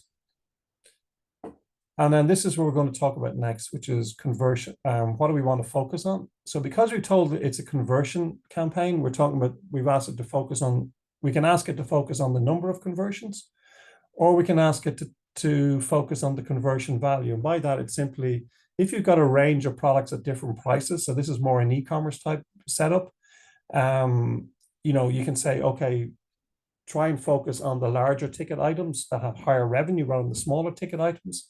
If you're just running a campaign that's generating leads, well, then conversions are good enough.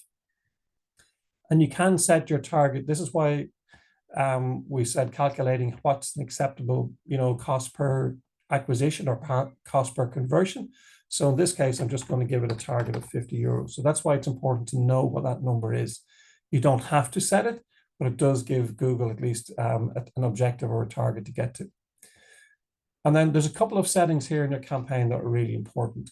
Starting out, I would normally turn off Google Search Partners and Google Display Network. Two reasons. One is Google Search Partners, this could be Yahoo or others, tend to be just a little bit more expensive and don't convert as well. So you don't need that to start off. Just start with the Google Search Network, see how that goes. If you're not spending your budget and you want to find more searches for those terms, then add the search partners to it. And absolutely do not turn on display in my mind at this time, because basically what this says, okay, if people aren't searching for the terms, just gives Google permission to spend your budget on the display network, and it creates a text ad that shows the display network. Typically looks pretty ugly, and it just means that Google can spend your budget, all of your budget, even if there's not enough search volume. So I would always turn that off at this point. Then it asks you locations to target. So if we're not doing anything more specific than Ireland, we can pick Ireland, or if you click on enter another location, we can do the thing that we did a second ago, pick Louth, Meath, whatever. And the other thing to change here is if I'm looking for, so the default is people regularly in, or who have shown interest in your target locations. So, somebody who's coming on holidays might be interested in County Louth, but they're not really your target market. So I generally prefer to say people in or regularly in your target location. So people living in Louth, working in Louth, or wherever, if that's what suits. And then there's the other one is it defaults to broad match. I generally turn that off so that we can at least be a bit more specific in the type of matches that we can specify. Okay, and then we're down to keywords and ads. So that's basically the first steps in setting up your campaign. So let me move that back. Any questions before I go back to the slides for a second?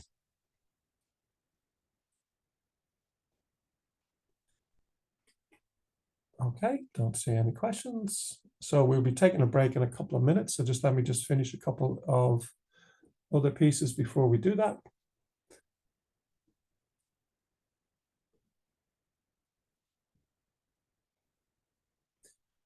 Okay, so we've got as far as doing our initial keyword research, and we'll spend a little bit more time talking about keyword. Actually, before we finish up, I might just summarize some of the ideas on keywords, etc. So we talked about search intent. So this is just an example of phrase match keywords, and this is around a charcoal selling business, for example, right? So where you see these quote marks, it means it's a phrase match. We can also, when we go into the ads campaign, we'll look at how you can set that specifically.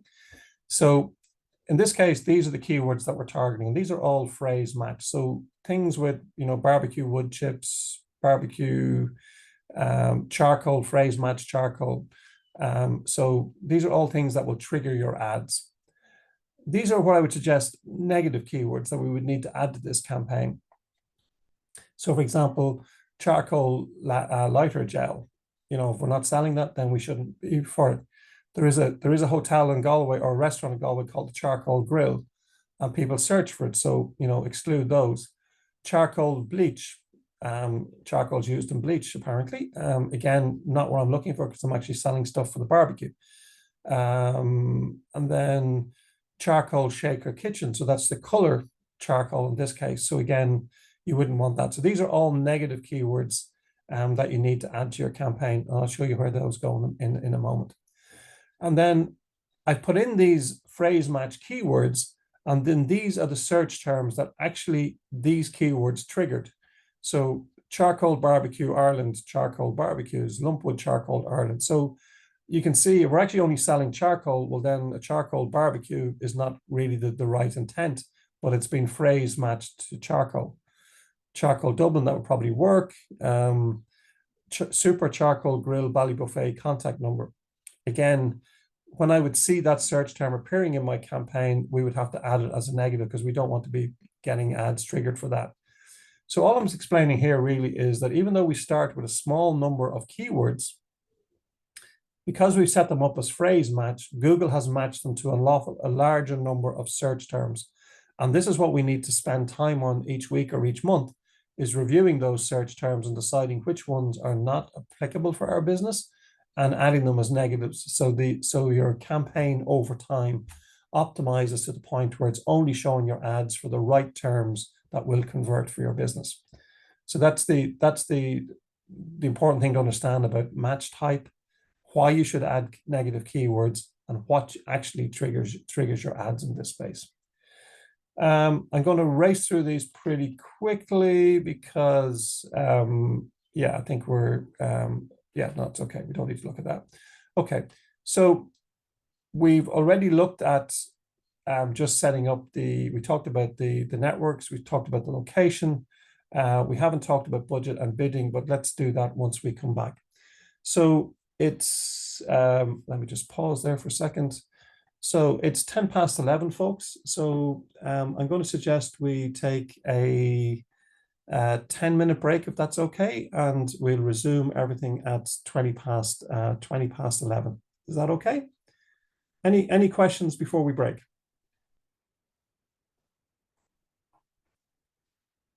Okay, if there's no questions, I'm going to just mute my speaker for the moment and camera, and then we'll be back in 10 minutes at 20 past 11.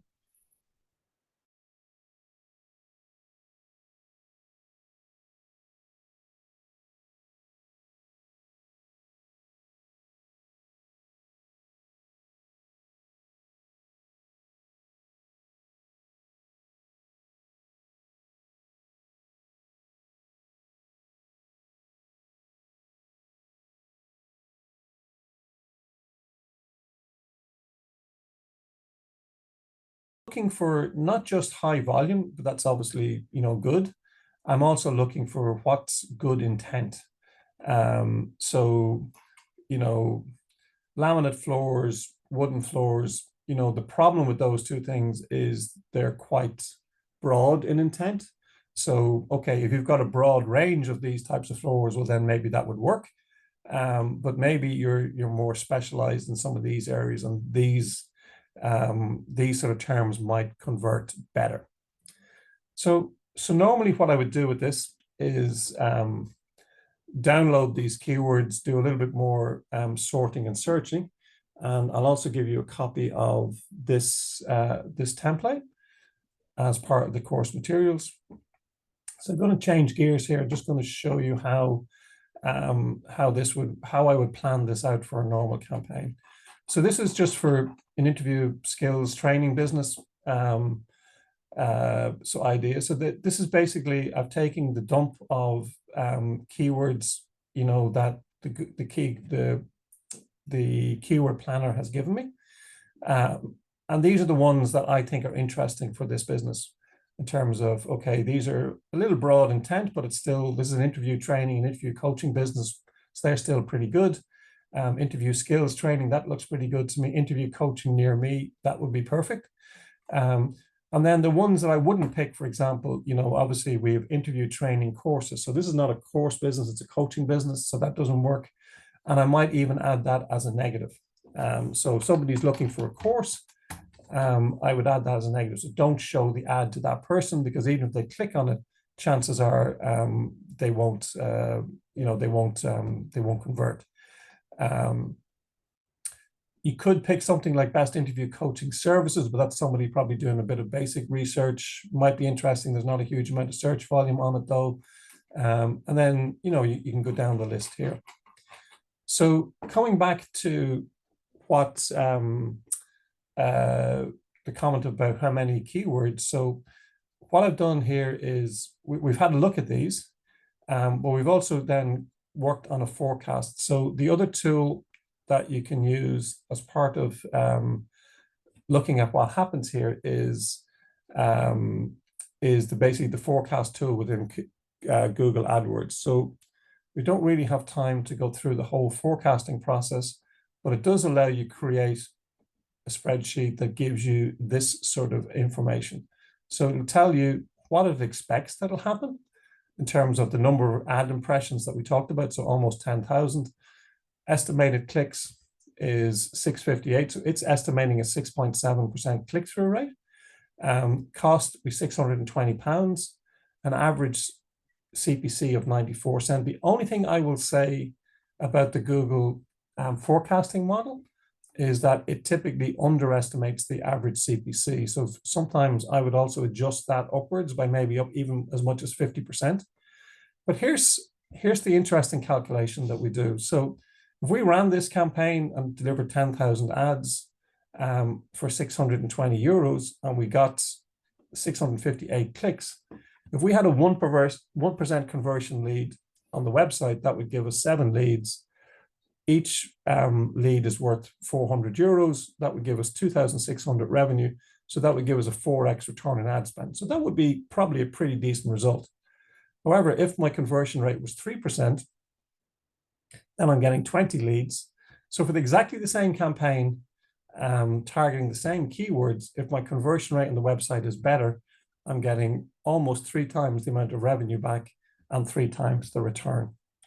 So once we've gone through the keyword sort of list and settled on a number of keywords that we can use, then we would typically start to structure it out into different campaign groups or different ad groups. And we're going to go into this in a little bit more detail in a moment, so I'm not going to go into it here. But basically, this is the keyword list that we've just picked. So, this is my group of keywords. And then this is how we're going to go create an ad, but we'll go back into that in a second. So let me go back to the ads account. Okay. Right. So if we've gone through the process of at least discovering our keywords, then how do we think about starting our campaign? So when we're in the Google Ads account, we can obviously click to add under campaigns, add a new campaign. And if you remembered, we talked a little bit about the different types of campaign that you can create. So typically, the most common ones you see for paid search are sales or leads. You can, of course, focus on just traffic, and that will change the bidding strategy, which we'll talk about in a second. But if, let's say, we're going for sales, so we're going to click on sales. It's going to say, okay, it's going to give you purchases. So again, if you've linked your analytics account, it'll pull that purchase conversion in from there. And then it asks you to pick campaign type. So these are the different campaign types that we mentioned. So again, we're focused on search campaigns this morning. PMax, I said, is a really nice campaign type that delivers ads across all Google's different ones. Display probably works a little bit better for brand awareness. Shopping only if you're an e-commerce site selling individual products. Video works, again for awareness, but sometimes for conversions. So we're going to go with search, and we're going to say we want website visits. We're going to put in, let's put in a website URL here because it's going to insist on that. So that should be your business website, and then you give it a campaign name. So just going to call this sales search 2 video training, right? Bang. So we're going to start a new campaign in this case. And then this is what we're going to talk about next, which is conversion. What do we want to focus on? So because we told it it's a conversion campaign, we've asked it to focus on, we can ask it to focus on the number of conversions, or we can ask it to focus on the conversion value. And by that, it's simply, if you've got a range of products at different prices, so this is more an e-commerce type setup, you can say, okay, try and focus on the larger ticket items that have higher revenue rather than the smaller ticket items. If you're just running a campaign that's generating leads, well, then conversions are good enough. And you can set your target. This is why we said calculating what's an acceptable, cost per acquisition or cost per conversion. So in this case, I'm just going to give it a target of 50 euros. So that's why it's important to know what that number is. You don't have to set it, but it does give Google at least an objective or a target to get to. And then there's a couple of settings here in your campaign that are really important. Starting out, I would normally turn off Google Search Partners and Google Display Network. Two reasons. One is Google Search Partners, this could be Yahoo or others, tend to be just a little bit more expensive and don't convert as well. So you don't need that to start off. Just start with the Google Search Network, see how that goes. If you're not spending your budget and you want to find more searches for those terms, then add the search partners to it. And absolutely do not turn on display in my mind at this time, because basically what this says, okay, if people aren't searching for the terms, just gives Google permission to spend your budget on the display network, and it creates a text ad that shows the display network. Typically looks pretty ugly, and it just means that Google can spend your budget, all of your budget, you know, even if there's not enough search volume. So I would always turn that off at this point. Then it asks you locations to target. So if we're not doing anything more specific than Ireland, we can pick Ireland, or if you click on enter another location, we can do the thing that we did a second ago, pick Louth, Meath, whatever. And the other thing to change here is if I'm looking for, so the default is people regularly in, or who have shown interest in your target locations. So, you know, somebody who's coming on holidays might be interested in County Louth, but they're not really your target market. So I generally prefer to say people in or regularly in your target location. So people living in Louth, working in Louth, or wherever, if that's what suits. And then there's the other one is it defaults to broad match. I generally turn that off so that we can at least be a bit more specific in the type of matches that we can specify. Okay, and then we're down to keywords and ads. So that's basically the first steps in setting up your campaign. So let me move that back. Any questions before I go back to the slides for a second?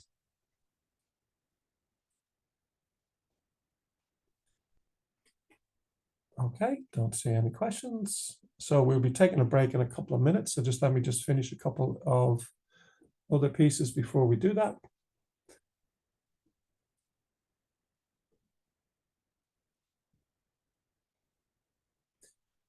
Okay, so we've got as far as doing our initial keyword research, and we'll spend a little bit more time talking about keyword. Actually, before we finish up, I might just summarize some of the ideas on keywords, etc. So we talked about search intent. So this is just an example of phrase match keywords, and this is around a charcoal selling business, for example, right? So where you see these quote marks, it means it's a phrase match. We can also, when we go into the ads campaign, we'll look at how you can set that specifically. So in this case, these are the keywords that we're targeting, and these are all phrase match. So things with, you know, barbecue wood chips, barbecue, charcoal, phrase match charcoal. So these are all things that will trigger your ads. These are what I would suggest negative keywords that we would need to add to this campaign. So for example, charcoal lighter gel, you know, if we're not selling that, then we shouldn't be for it.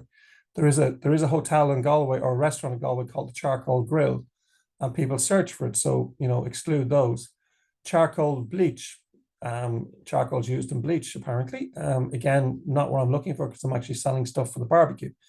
And then charcoal shaker kitchen, so that's the color charcoal in this case. So again, you wouldn't want that. So these are all negative keywords that you need to add to your campaign. And I'll show you where those go in a moment. And then I put in these phrase match keywords, and then these are the search terms that actually these keywords triggered. So charcoal barbecue Ireland, charcoal barbecues, lumpwood charcoal Ireland. So you can see if we're actually only selling charcoal, well then a charcoal barbecue is not really the right intent, but it's been phrase matched to charcoal. Charcoal Dublin, that would probably work. Super charcoal grill Ballybuffet contact number. Again, when I would see that search term appearing in my campaign, we would have to add it as a negative, because we don't want to be getting ads triggered for that. So all I'm explaining here really is that even though we start with a small number of keywords, Because we've set them up as phrase match, Google has matched them to a larger number of search terms. And this is what we need to spend time on each week or each month, is reviewing those search terms and deciding which ones are not applicable for our business and adding them as negatives. So your campaign over time optimizes to the point where it's only showing your ads for the right terms that will convert for your business. So that's the important thing to understand about match type, why you should add negative keywords, and what actually triggers your ads in this space. I'm going to race through these pretty quickly because, yeah, I think we're, yeah, no, it's okay. We don't need to look at that. Okay, so we've already looked at just setting up we talked about the networks, we talked about the location. We haven't talked about budget and bidding, but let's do that once we come back. So it's, let me just pause there for a second. So it's 11:10, folks. So I'm going to suggest we take a 10-minute break, if that's okay, and we'll resume everything at 11:20. Is that okay? Any questions before we break?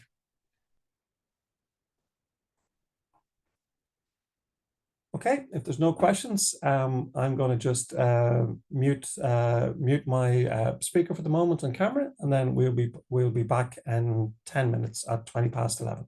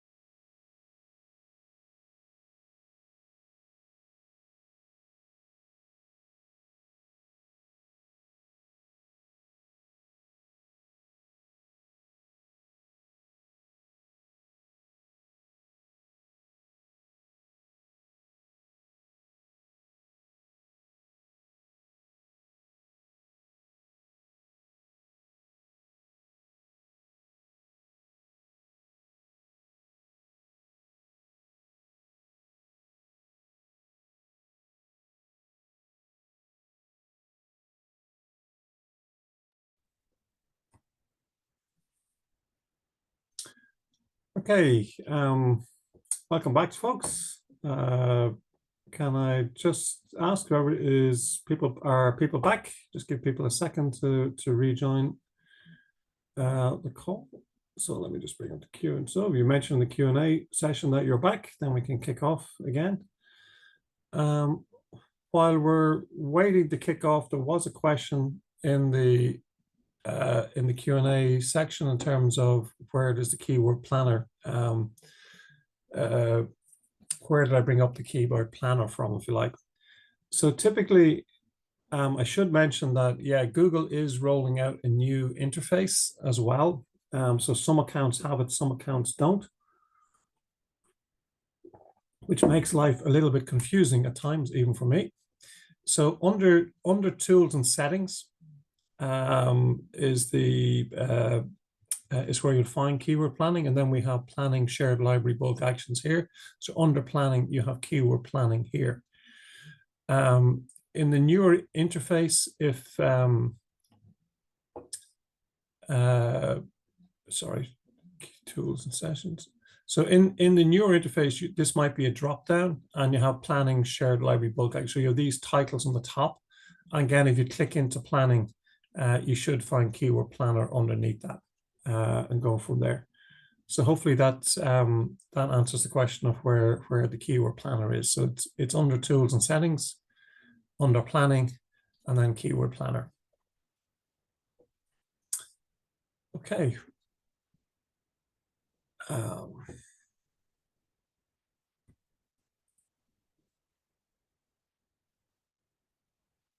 Okay, so let's continue on with where we were going. Okay. Okay, so we got to the point where we've just created our basic campaign structure. We've told it it's a search campaign. We've done a little bit of keyword research. So at least we have the key terms that we want to target. We might have thought a little bit about the negative keywords we want to add to the campaign. And now we got to go write some ads. So basically, when we're writing ads, I always like to start with the advice that let's remember first principles.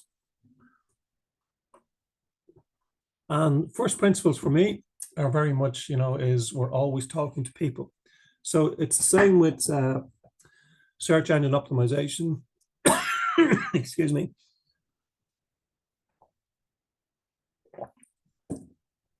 Tips and tricks that people talk about, there really aren't any shortcuts to what a good ad is and what a good ad achieves.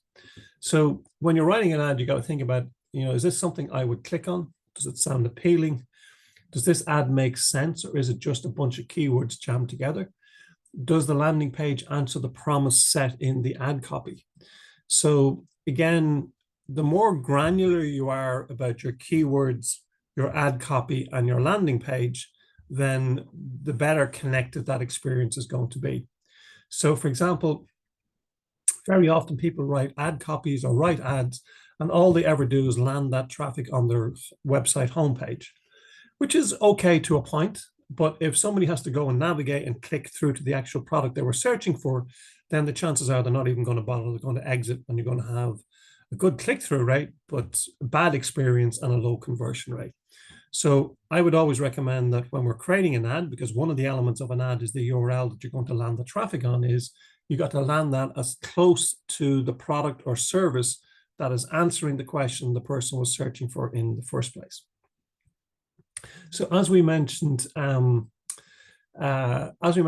you got to group keywords around a common theme. So, 5 or 6, 10 keywords is enough if they're grouped around at least a common theme. So they're all related to each other. And then you have to write the ad corresponding to that keyword theme. Now, we've gone away from, previously, we had to write the full text and of the ad, and then the ad appeared, as we wrote it, if you like, in Google search ads.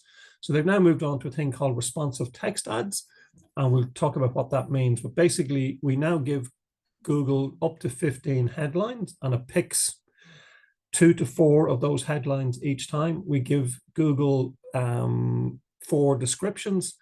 It picks 1 to 4 of typically 1 or 2 of those descriptions, and builds the ad by assembling all of the elements that we give it.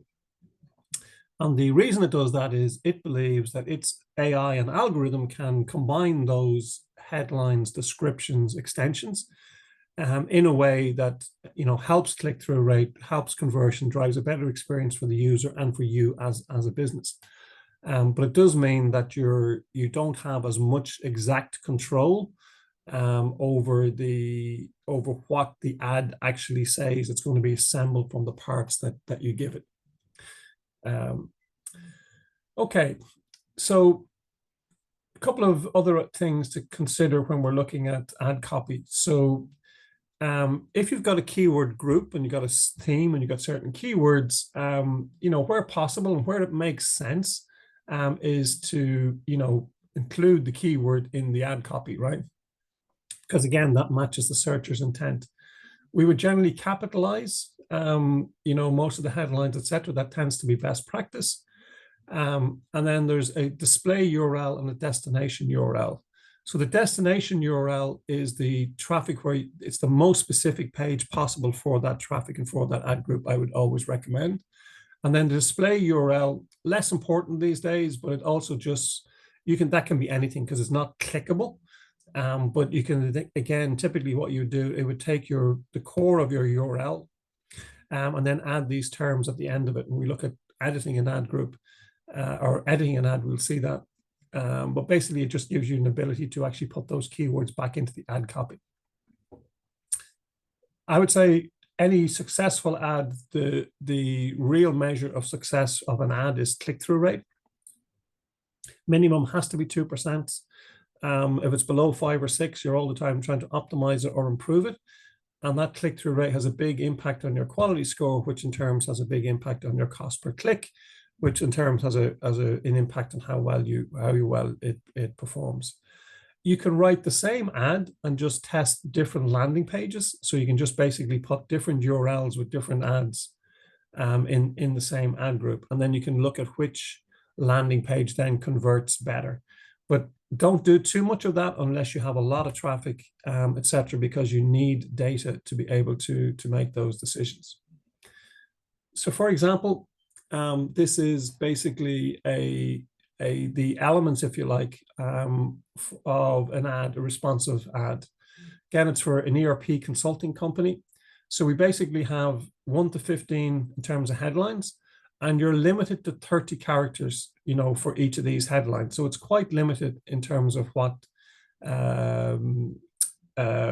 you can put in there. And that's generally what you end up doing. So so you're basically trying to describe the business. It provides ERP system strategy. You can schedule a free consultation, ERP implementation experts, ERP planning and strategy. So these are all elements we're giving Google. Say, pick your headlines from these. This is what we think will resonate with the audience that we're trying to attract to the website to go book an initial consultation call with the consulting team.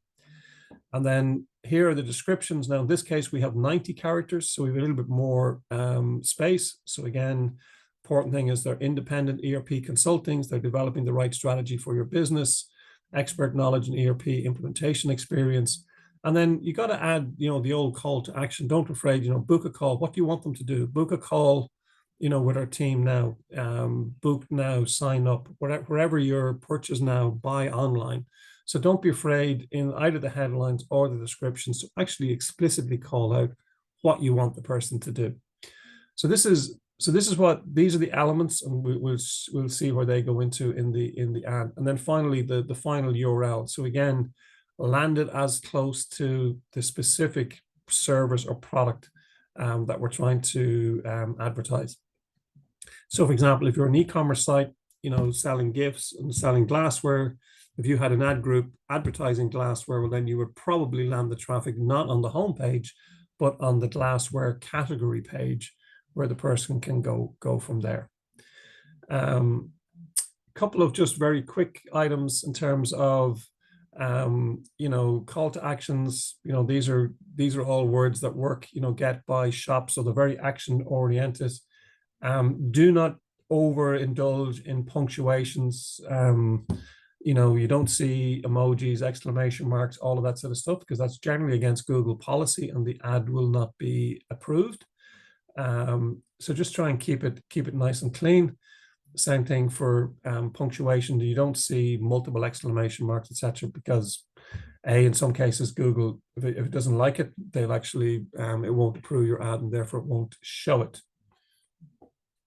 So this is old format, and so a couple of different sort of ad types here. So these are desktops. I'll show you the mobile version in a second. So for example, this is top ad is for Cyber Risk Aware, which is a cyber risk training company. So it's about, you know, educating your employees.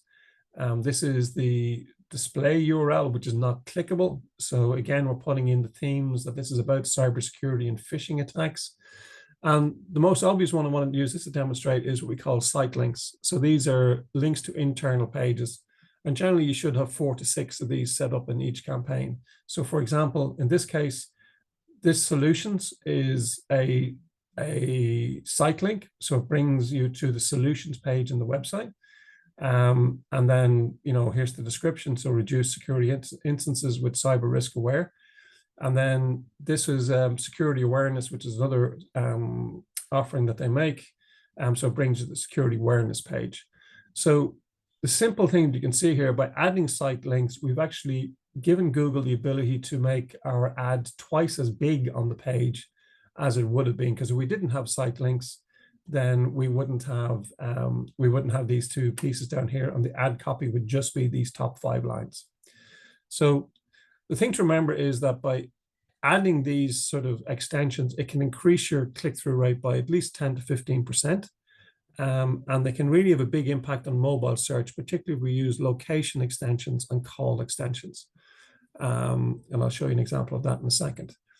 The only thing you have to remember about extensions is they don't always show. So Google decides every time it shows an ad what it's going to show. It'll show different headlines, it'll show different descriptions, it might show site links, it might not show site links. So the thing I always say is don't depend on site links or these other extensions to have your really important messages in. Make sure that your really important messages are up in the ad copy itself. So a couple of other ad extensions. If you've got ratings and reviews, and even things like Trustpilot, etc., they can be linked and fed in. So that's always good for social proof. So these are also structured snippets and callouts. So these are, you know, things like, you know, no change or cancellation fees. So a typical one might be free shipping if you're an e-commerce business. This is hotel booking, so best price guarantee. And then structured snippets are other features of the business or the service that you're providing. And in this case, these were the site links down here. For e-commerce sites, you can also do price extensions. So you can tell, you know, you can highlight certain products, you can highlight certain promotions in those sort of ones as well. So these are the top sort of extensions that you should add to your ad when you create them, because it creates bigger space. So this is how this looks like on mobile. So this is an ad for Relief Chartered Physio. It's a physiotherapy clinic. So these are our headlines here. So again, it's picked, in this case, treatment for back pain, vestibular physiotherapy. Possibly picked that because, you know, back pain was one of the things that the person was searching for. So it tries to match up the headline with any of the keywords. So if we look at it's picked 2 of the descriptions that were given to the ad. So here it's convenient and safe online booking, no waiting or queuing, fully sanitized environment, fully qualified chartered physiotherapy services, 10 years experience treating injuries. So that is actually the first 2 descriptions that was given to Google that it's included in the ad. So again, just trying to get the message across with what's good about this physiotherapy. Then this is our structured snippets down here. So again, just highlighting some of the other services that are provided. Or sorry, this is the service catalog. So again, it's the ability to, they also do chiropody, etc. So it highlights some of those additional services in case that's relevant. These are the site links. So again, we're bringing people directly to the book now for appointments. They want to go to the contact us page, or they want to read more about this clinic or provider, then they can go to the About Us page. And then this is the call extension I mentioned. So we can add a call extension in the ad. So in this case, they don't have to go near the website. They can just click on this element here, and straight away it'll call 087 709 7178. And I said the only danger with that sometimes is it does give rise to a number of wrong dials. People looking for maybe body right, a different physiotherapist, for example. But they can be the most cost effective and very effective for a lot of clients. So I generally recommend, at least if nothing else, testing them if you're a business that do take phone calls for bookings or leads, etc. If you're an e-commerce site, maybe less so. And this is what's called a location extension, where they've linked their Google My Business. So again, the person can see immediately, where the actual clinic is based. Does it make sense, etc. So that's basically the anatomy of your ad. So let's step back out for a second and go back to the go back to the so if we go and look at, want to go to where's it gone now? Wait 1 second. Oh, here we go. Sorry. Wrong Chrome browser. Okay. So we're back in our Leo training accounts. We have our campaign. Is going to resume draft here. We're going to go to our campaign that we were working on a second ago.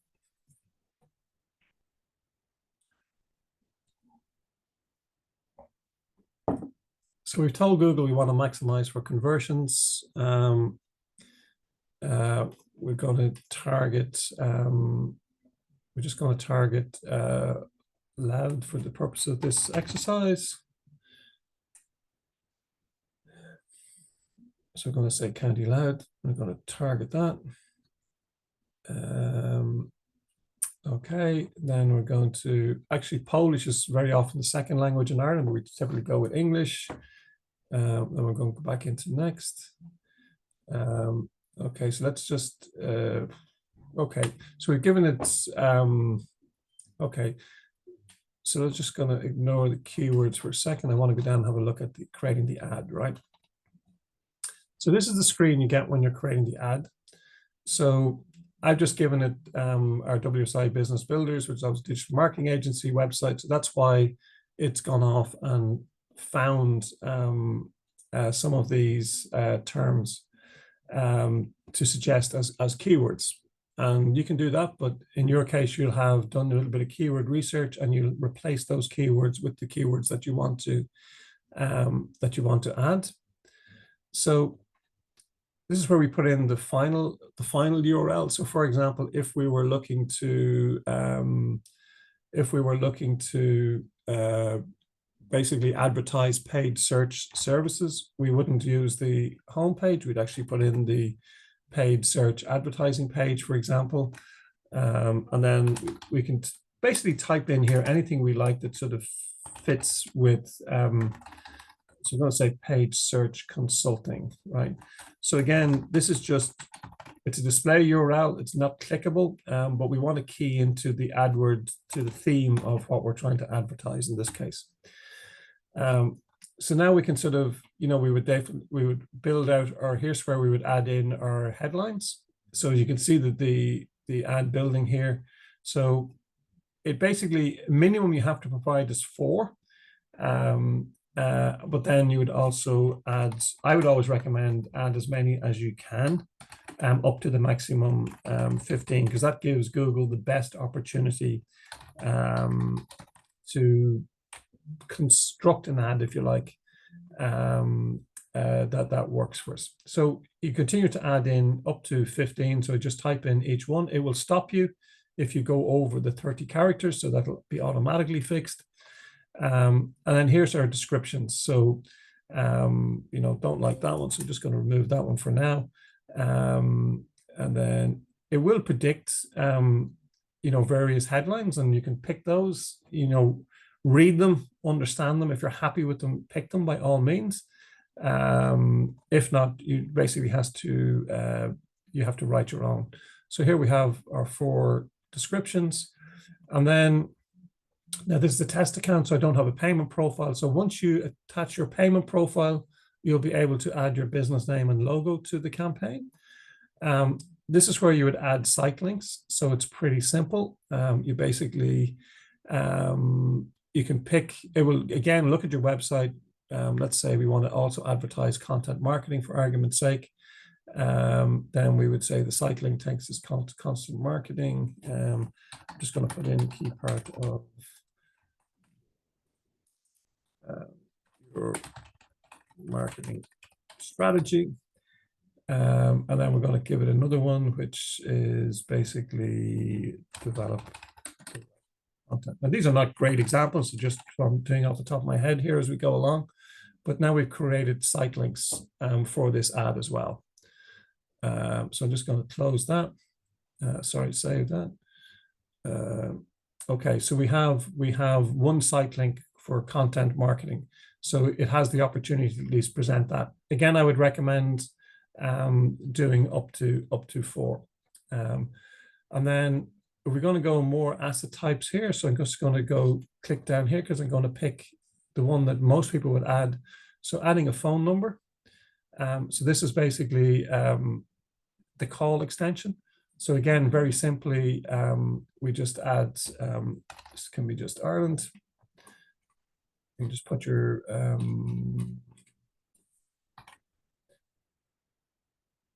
Ireland, and then it's going to be 872227986, which is my phone number.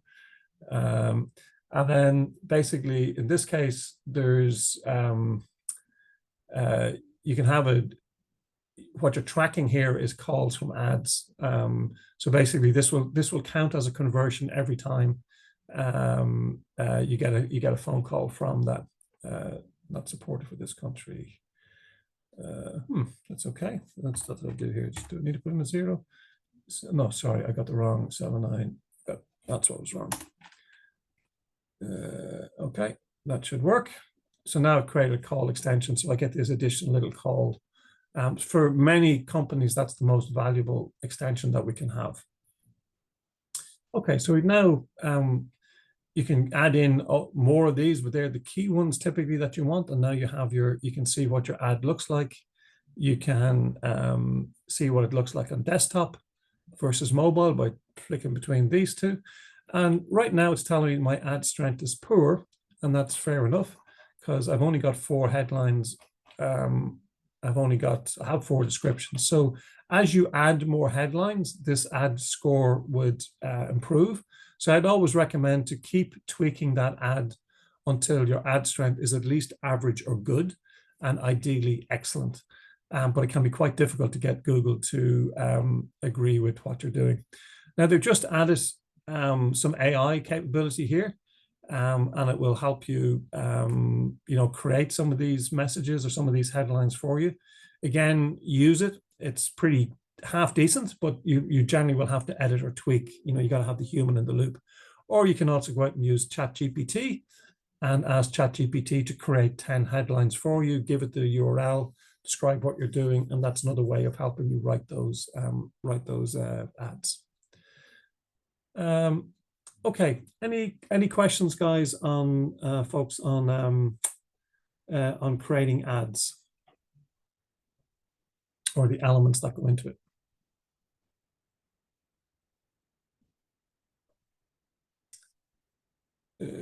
Okay, so let's see, Marcus, we got Marcus. I'm gonna I think I'm in a bigger pickle. This is the first ad campaign, so I'm not allowed to go into the keyword planner yet and have to add the keyword in. So it won't allow me to go to the way to generate the keyword. So yeah. Yeah, sorry, Marcus, come again? Yeah, it's because this is my first campaign, so Yeah. I can't go to like the keyword planner, the thing in the top corner on your toolbar. Yeah, Right. yeah, I have to put in some keyword now in order to like create the first campaign in order to reach the homepage of like Google Ads. Right. Okay. Yeah. So well, that shouldn't be a problem because you can always go in and edit the keywords anyway. Oh, okay. Once you're in here, so nothing is fixed. So like for example, so I'll show you how to do that in a second, right? Is that okay? Yep, that's perfect. Okay, so we're going to continue on here then for a second. So just take that down. Okay, so we have the guts of our ad here. I'm going to go, and again, you know, the more extensions, you know, Google will say that's better, and I would agree. You know, add as many of these extensions as you can. Now, this is the next one is obviously some recommended budgets. Generally, you know, Google. So if I set a daily budget of 28 euros, that'll obviously be the guts of 700 or 800 euros a month. If I want to set a custom budget, I'll just set it here. And I'm going to say, just for argument's sake, let's say 10 euros a day. It'll do. So it does some calculations, sort of saying that, you know, it cost me 70 euros a week. It'll reckon I'll get 2.3 conversions, and the cost per conversion will be under 30 euros per conversion. So again, it comes back to you, be careful with these recommendations. They can be wide off the mark, but at least it gives you some idea of what Google's expecting in terms of before you start your campaign. Now, it won't allow me because I don't have a billing profile set up on this Loud Leo training account. But basically, we have created a campaign which basically says it's looking for sales. It's a search campaign. It's got a maximize conversions bidding strategy. And I'm going to talk about bidding strategies now in a second. Here are the main settings. So it's on the search network. It's in targeting County Louth. It's in English. It's using the match types I'm going to give it. It has 10 keywords, one ad, and a budget of 10 euros a day. And I can click publish on that. Now it'll probably complain that I don't have, it's complaining that I don't have a payment method set up. But we can go fix that at a later stage. So Marcus, to your question, so if I have the campaign at this stage and I'm not happy with the keywords, I can come to the left-hand group here and click into keywords and click into search keywords. And here are my keywords that I have in the campaign, right? So I can do various things here. I can obviously, if I don't like online marketing, it's a very broad keyword, don't really like it. So I can pause or remove that keyword, which means it'll no longer trigger my ads. I might look at website marketing, say, okay, I don't want that to be a broad match keyword. I actually want it to be an exact match keyword, because if I do broad match on website, it's going to bring in website development, website maintenance, lots of other things that I don't really want my ads to show for. And I can go down here and basically edit or remove any of these keywords from here. And I can also go back and add more keywords to this ad group as well by clicking on the add button and then adding in any new keywords that I've found. Like, for example, let's add email marketing, SMS marketing. And the quick hack here is obviously it defaults to broad in this case, but if I go in and put square brackets around those, it'll basically make those exact match. So only if I type in exactly email marketing or exactly SMS marketing, will those now trigger my ads. And I actually hit cancel instead of add by mistake, so that's why they're not appearing here. But had I hit add there, they would have appeared down the bottom of the list. So that's where I can actually change my keyword groupings. I just want to go 1 second. I just want to see where I think we missed some.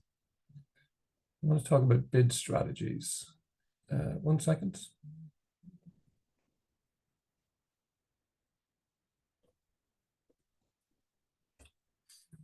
Okay, so let's explain.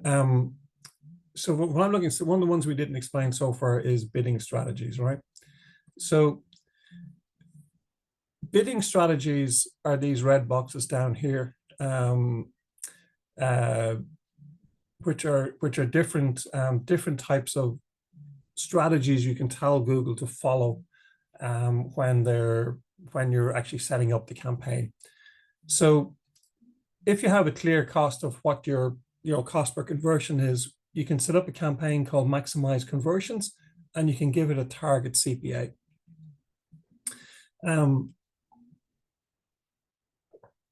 If, for example, your business metric is, no, I need to have at least 5x return on ad spend, for every euro I spend on advertising, I need 5 euros back, then you can do a bidding strategy called target ROAS.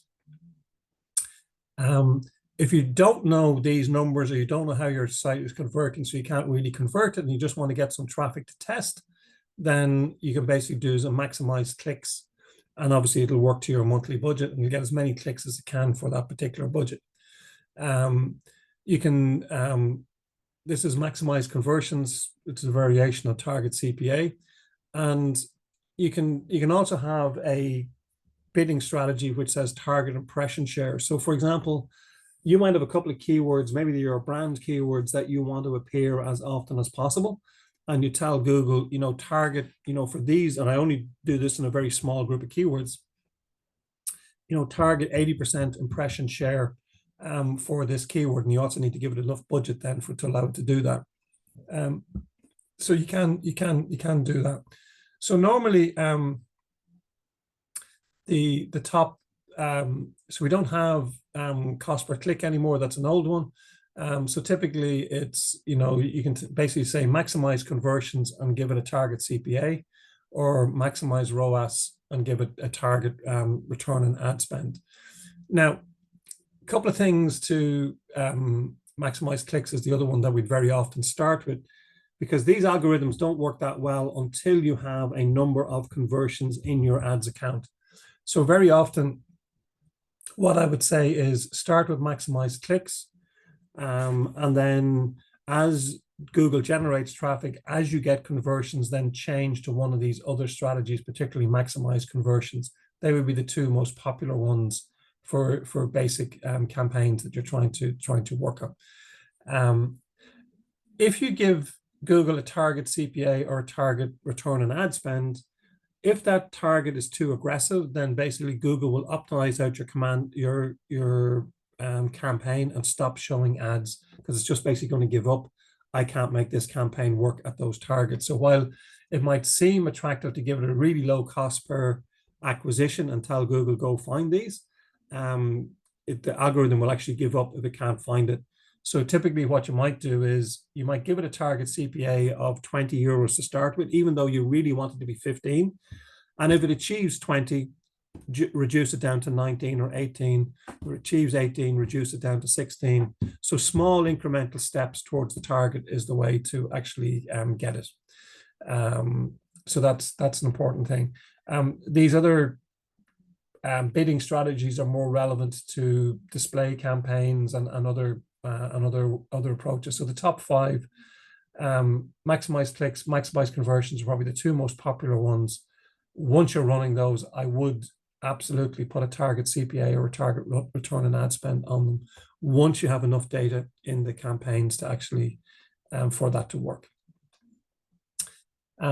Just to go through these again, so basically maximize clicks, fixed budget, particularly if you don't have conversion tracking in place. But if you don't have conversion tracking in place, I would question whether you should be doing this or not. And if you don't have enough history, enough conversions in the account for the other strategies to work, this is a decent starting point. Next, I would move on to conversions, because typically you're looking for conversions. So that's a good one to go to next, once you have some conversion data. And then, as I said, really you want to get a positive return on your spend. So you basically change your maximize conversions to target ROAS. So basically you're telling Google, I need 10, if my my return on ad spend, for example. So how I calculate it, so it's sales revenue divided by ad spend multiplied by 100 equals 500% ROAS.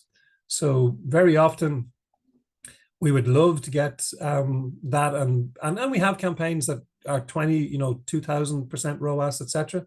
If you're on a smaller average order value, which is why I asked the question, then it's really tough to get more than 3 to 4 times return on ad spend. Target ROAS is really useful in e-commerce environments where you've got a large catalog of products with different prices, so not all conversions are equal. Little less useful in service businesses where you're basically looking for a lead, and all leads have a similar value. Okay, so sorry, we must have missed those when we were going through it earlier. Okay, so we now have our campaign created. We have our keywords selected. We have our bidding strategy picked. We have our ads written, and we basically launched the campaign. So how do we monitor and how do we work with this going forward? So first of all, when you go into your campaign, your account, you'll see the overview tab in the top. And I'll give you a screen something like this. So this is basically, this is a really nicely performing campaign. It's got a click-through rate of 23%. It's got an average CPC of 44 cents. It's got 103 conversions in this time period. And it's got a conversion value divided by cost, which is basically a return on ad spend of 22 euros or 22.4. So basically for this campaign, for every euro that's spent in advertising, there's 22 euros in revenue coming back. So all hunky-dory and very nice. So you can change the metrics that you view in this by clicking the down arrow and picking a different metric. But these are pretty good. The click-through rate tells you how well your ads are written. Average CPC tells you, the quality score. Obviously, the number of conversions you're getting. You could have conversion rate here alternatively. And you have conversion value, which is return. Excuse me 1 second.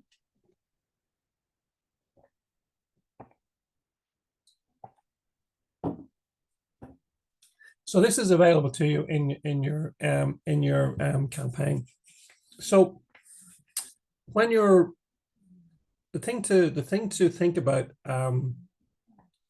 running your campaign, and the general advice I would give to people is that pick a budget. Pick a budget that you're comfortable to spend for at least 3 months. So whether that's 300 euros, 500 euros, 1,500 euros, doesn't really matter. It depends on the number of clicks that you're going to generate. What you need to generate over 3 months is roughly about 1,000 clicks. So if your average CPC in your account is less than €1, well then that's great. Folks, can just give me 1 second. I'm going to pause for 1 minute. Let's just get another drink of water just to remove this tickle in my throat. So 1 second.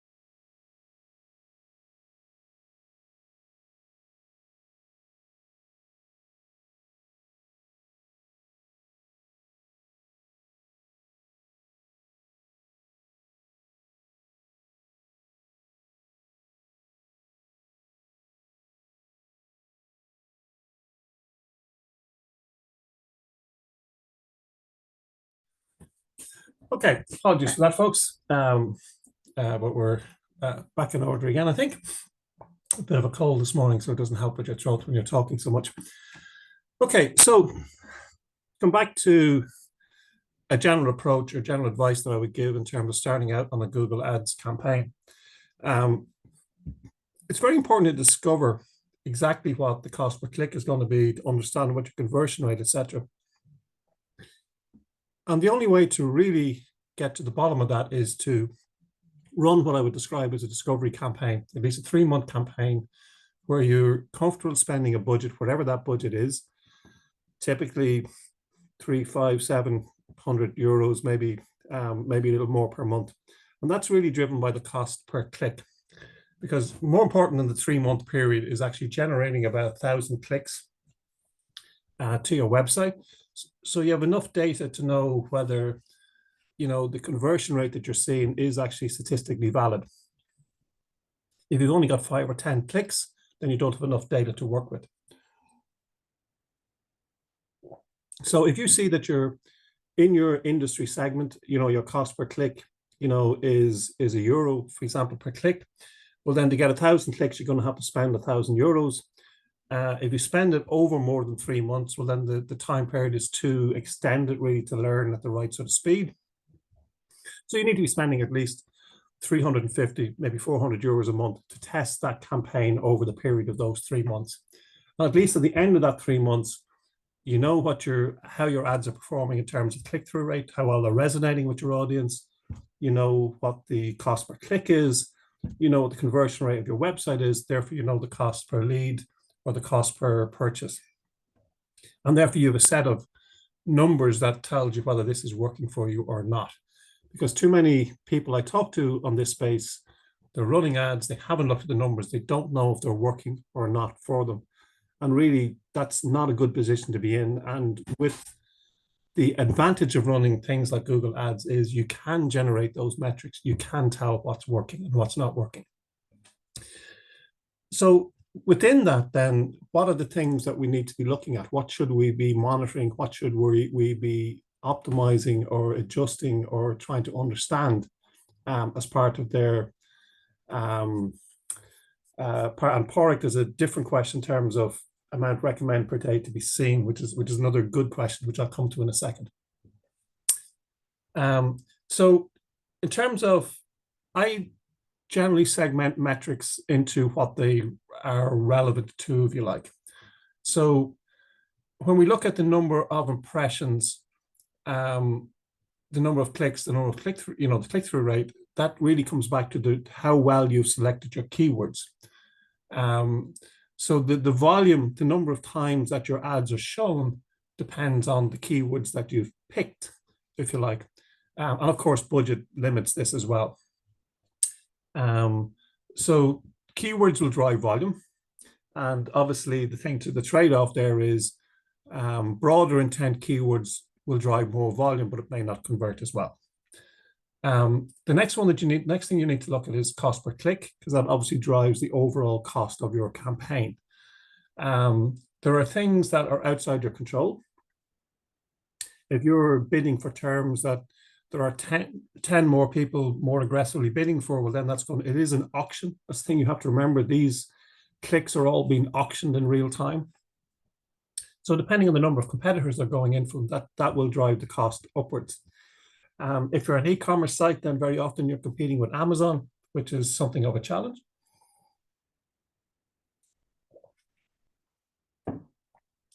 The next thing you need to look at is obviously the number of conversions, because that obviously drives the value of your campaign.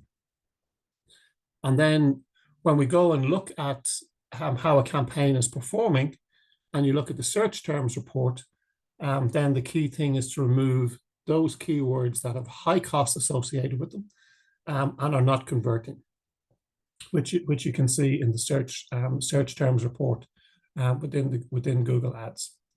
So they're the things, they're how those metrics relate to the keywords that you've picked. Ad copy, then to me, click-through rate is the big thing. So if I see a click-through rate that's below 2%, then there's typically a problem mostly with the ad copy. but it may be that the ad copy is not relevant to the keywords.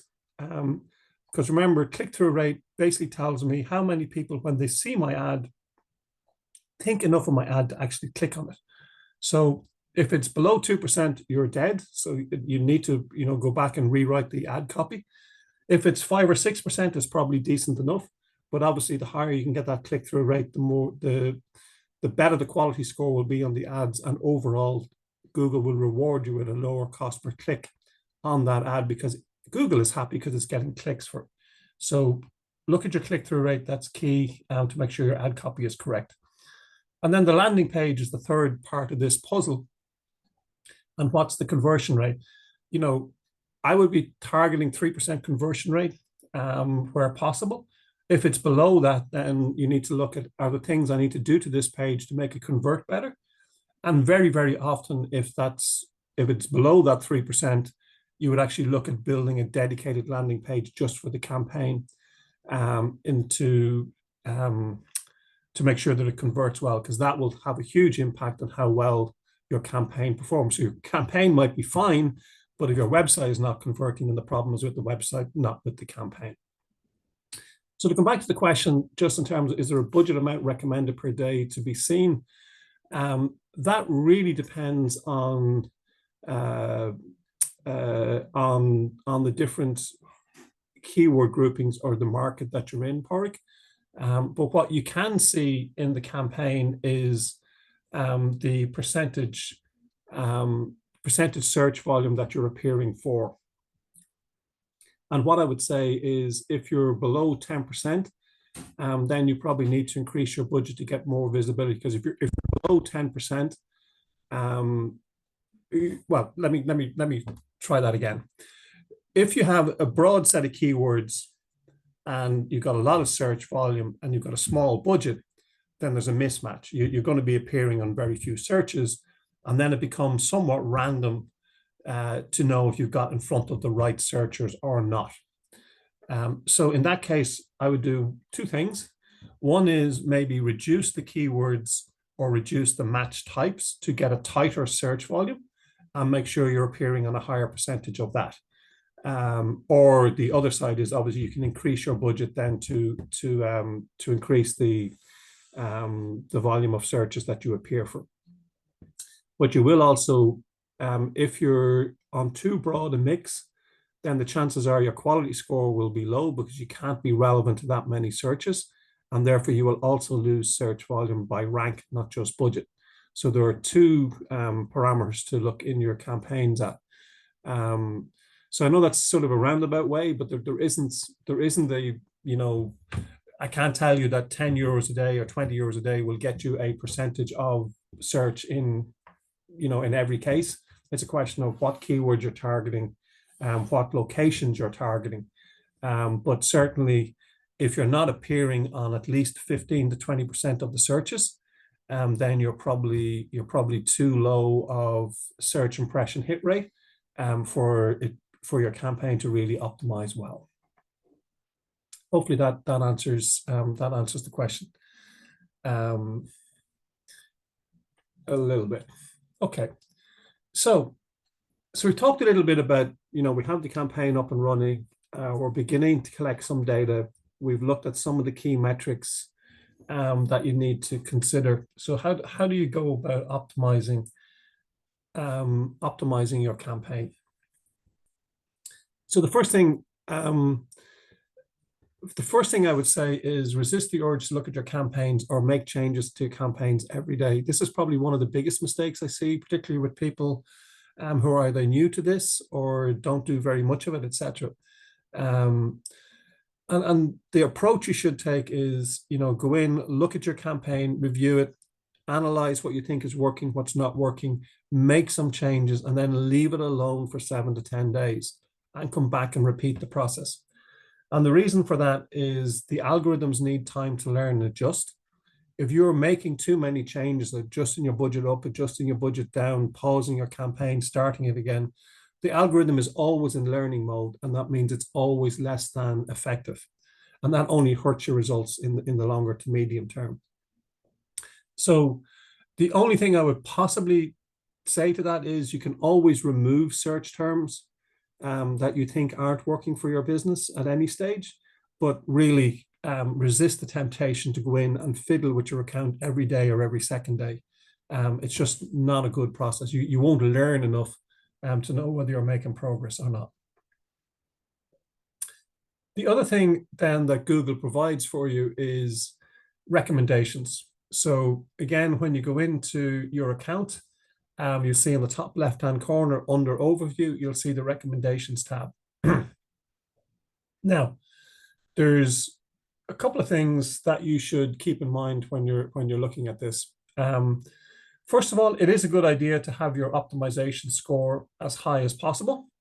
So, yeah, 100% is always achievable, because actually, whether you apply these recommendations, if you dismiss them, then you will get the 1.4%. So even if I apply this, it'll add that 1.4, that'll give me the 1.4 that I'm missing.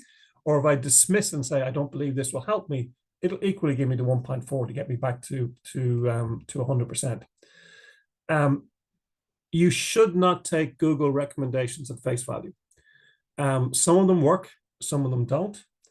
A lot of them, the favorite recommendation is increase your budget. And why wouldn't it? Because that's what Google wants you to do, is to spend money on advertising.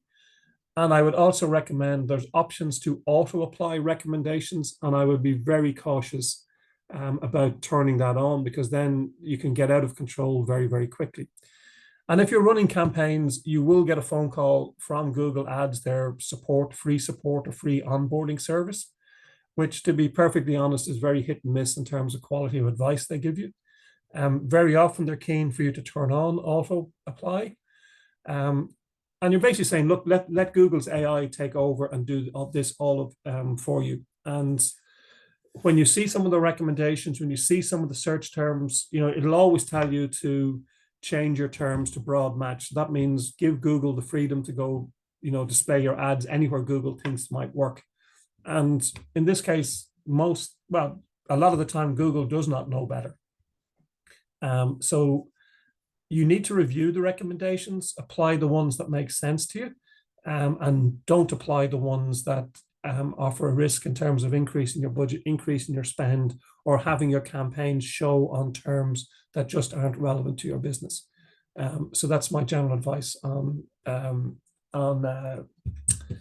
Google recommendations. So when you're looking at this sort of 3-month period, when you're starting off the campaign, as I said, it's clicks, not time. So you need about 500 to 1,000 clicks before you can really make a judgment on whether this campaign is working for you or not. I would generally say, start with phrase match to find relevant keywords, then add the good performing ones as exact match, and add lots and lots and lots of negative keywords. So every time you see a search term in your account that's not relevant to your business, so for example, if take that physiotherapy in Drogheda campaign, we would add negatives for physiotherapy in Portlaoise, physiotherapy in Dublin, different competitors' names. So a good account has maybe 5 to 10 times the number of negative keywords as they have search terms. So that's actually key, adding negative keywords to adjust your campaign. Cost per click. You can obviously, change the different bid strategy, the bid adjustments. So again, I would sort of suggest you can start with maximize clicks until you get some data, move to maximize conversions because you really want conversions, but that algorithm only works when you have 10 to 15 conversions in your account. And then you can adjust for devices, etc., bid up or bid down, depending on what you want to do. And look at your conversion rate. If your landing page is not converting, you got to look at that page to see if it can be improved, and you got to make sure that the visitors hit the right page matching their intent. So that's more work. It's more AdWords groups to manage, but the more specific you can make the keyword to the ad to the landing page, the better the campaign generally will perform. So I would always recommend that you start narrow. Be selective in the campaigns and keywords that you start with. Don't because that stops you spending and bleeding money without seeing what the return is. It's very easy to spend money on clicks and impressions and get no return, and that's not what you want to be doing. but it does take some effort to optimize and understand what's happening. I would say it generally takes at least 3 months of discovery before you really know how any given campaign will work in any given market or for any given product. And then I would always say, always bid on your brand terms for a couple of reasons. That can be slightly more difficult in hospitality hotels because you've got booking.com and all the other booking engines bidding on those terms as well. So CPCs can be a little bit expensive. But outside of that, even if you're ranking in search and organic search, because the first 4 results will be ads. So then you might have a local pack, then you might have a whole other bunch of snippets. So even though you're ranking number 1 for your terms, which is the objection I hear normally, you might be well down the page before your organic result is seen. So I would say always bid on your brand terms so that ad appears if somebody searches for your brand. The good thing to know is you should have a really high quality score for your own brand terms. Therefore, you're talking about, I've seen brand clicks at 3, 4, 5 cents a click. So really, really very cost effective. And generally, when you have a client that has a brand campaign as well as several other campaigns, nicely structured, they may be spending 10% of their budget on the brand campaign. So in the overall scheme of things, it's not a high cost. And it does 2 things. One, it makes sure you're dominating the results page. So even if your competitors are bidding on your terms, etc., you're appearing there number 1 above them. But secondly, because you have a really high click-through rate, you should have a really high click-through rate on your brand terms. And I mean 30, 40, 50%. So significantly higher than what a generic campaign would generate. That really helps your quality score. So it acts as a bit of a discount on your other campaigns in the account. So it's, to me, it's just a really, really sensible thing to do. Just to reiterate the other adjustments you make. So negative keywords is probably the biggest thing you can do to help improve your campaign. So that's really a question of, and I'll show you this in a second where this is in the account, is reviewing your search terms and anything that doesn't look like a term that is relevant to your business, that you just mark them and exclude them and keep adding those every week. Add more negative terms as you see them coming through the search terms report. It's very simple. All the big spenders have a lot more negative keywords than the ones that are less well optimized. So negative keywords are as important as anything else. Bid adjustments are where you can tell Google to bid higher for certain searches depending on criteria like device. So for example, if you're a consumer business, all of your traffic comes from mobile devices, it's people on the go. You can tell Google, well, bid up 20% on mobile searches and bid down 20% on desktop searches. So it'll show your ads less often on desktop, more often on mobile, etc.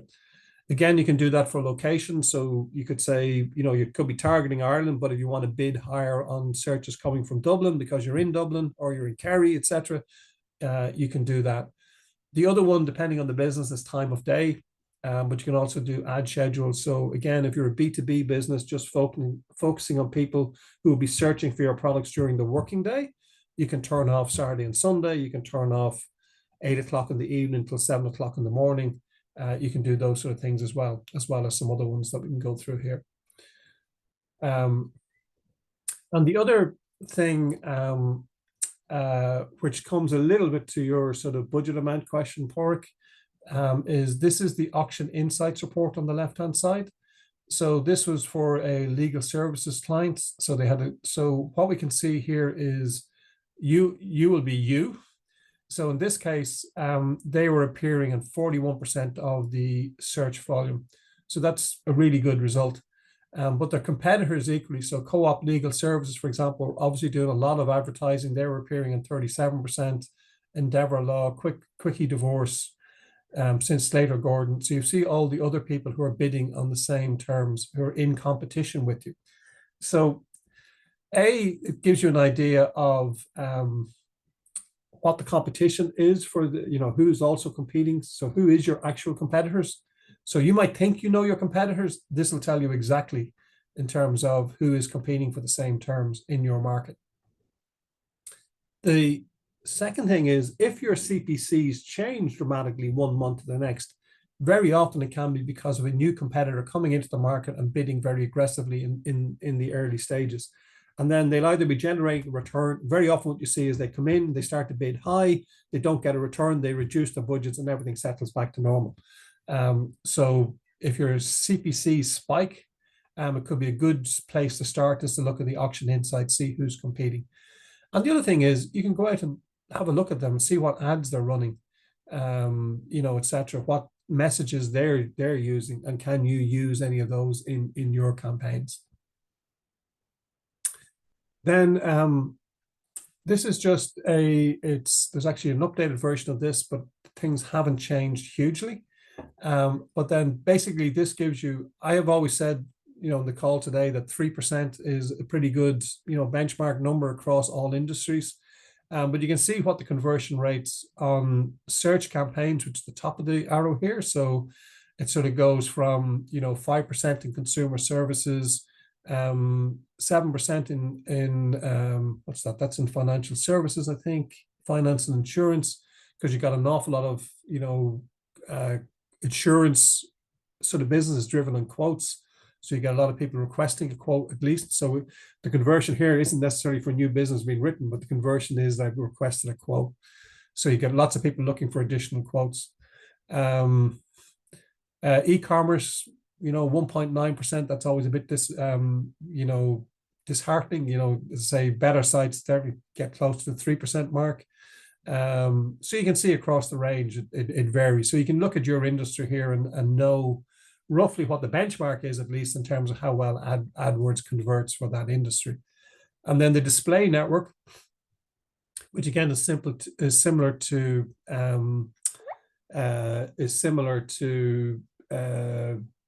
social advertising, if you like. You can see that percentage is significantly lower. It's typically less than 1%, across the board. So again, if your campaigns, if you have a campaign running, and let's say you're in employment services, and you're only converting at 1 or 2%, well, then you're half the industry benchmark. So it leads you to the question that, okay, I need to go look at my landing page and why my site isn't converting at least something that's similar to the industry average. Okay, that is that's basically all of the material I wanted to cover this morning. I'm going to pause there. Are there any additional questions before we just go to some of the wrap-up items? You can raise your hand, or you can put a question in the Q&A.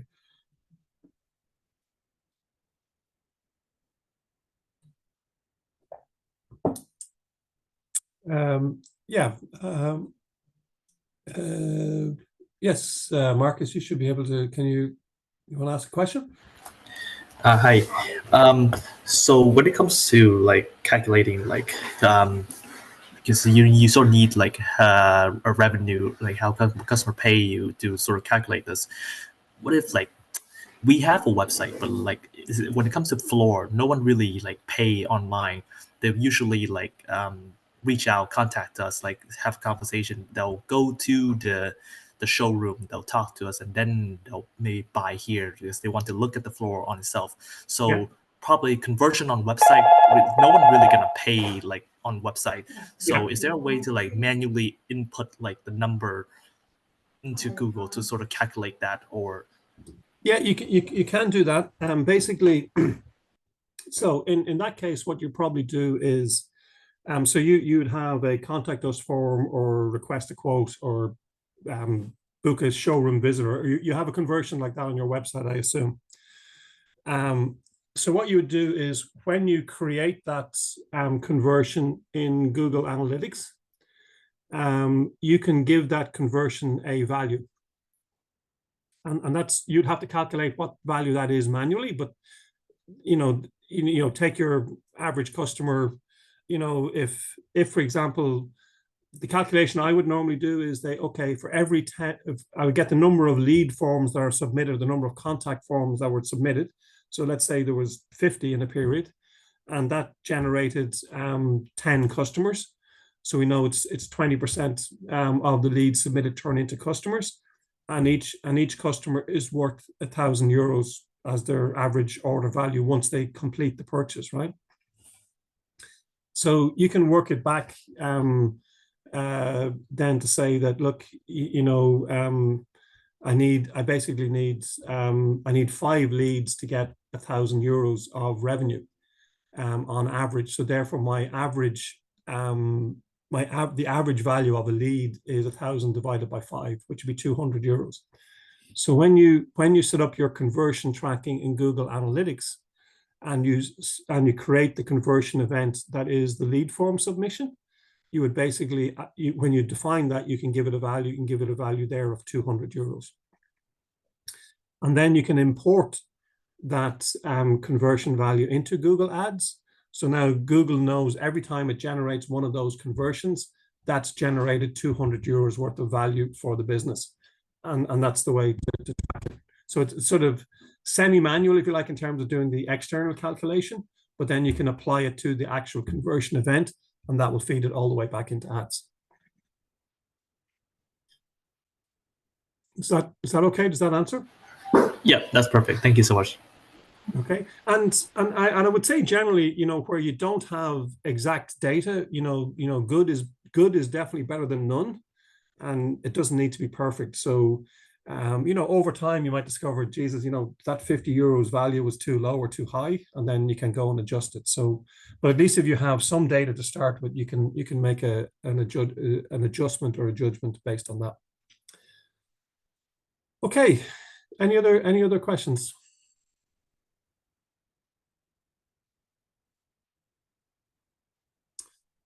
Okay, so if there's no other questions, let me just close out a couple of items that we need to look at. Basically, I'm going to put these in the chat for our. Can I do it in the chat if I disable the chat? That might be a problem. Let me just try this for a second. I think I can talk to everybody. Okay, so I'm just going to put these URLs, so it'll save you having to write them down. Okay, so I would ask everybody, please, to complete the class survey. It gives us some feedback in terms of if you found this useful this morning, or the things that we need to change, or what we're doing. I will send this out by email as well, and when you exit the webinar, you should get this link to complete the survey as well. The class slides and handbooks or handouts, so the slides that I've used this morning and the video recording will be on this URL. Currently, that has the last time we ran this class, so I will be updating it with today's recording, and there are some tweaks to the slides, so I'll be doing that after the event. So I would wait maybe 24 hours and you'll get the updated versions, but if you go out there today, you will see the last version of this class as well. And then if you have any other questions that we haven't answered and you wanted to if you wanted to have a follow-up conversation, I'm more than happy to spend 20-30 minutes with you looking at your accounts, just reviewing any questions that you have, and you can book some time on my diary using the meetings link here, which I've also put in the chat. So that's just a free consultation, 15 to 30 minutes. If you have any issues or specific problems that you wanted to address, or you wanted to look at something in your Google Ads account, I'll be happy to do that over the next 2 or 3 weeks if you want to go pick a slot in my diary, and we'll do that. Okay, any final questions before we close out the session this morning? Okay, if there's no final questions, folks, listen, thank you for staying on this morning. I know online that can be quite difficult to stay with the session. So thanks to everybody that stayed on, and hopefully you found that useful, gave you some ideas in terms of how to navigate your Google Ads account and what's really important in terms of what you should be measuring, how you should approach actually putting them together. So with that, I'll leave it. I will send out an email later on this afternoon with those links in it as well. And please, if you would complete the survey, that would be very useful for us. So with that, thank you very much for attending, folks. Enjoy the rest of the day, and best of luck with your Google advertising going forward. Cheers. Thanks, John. Cheers. Thanks.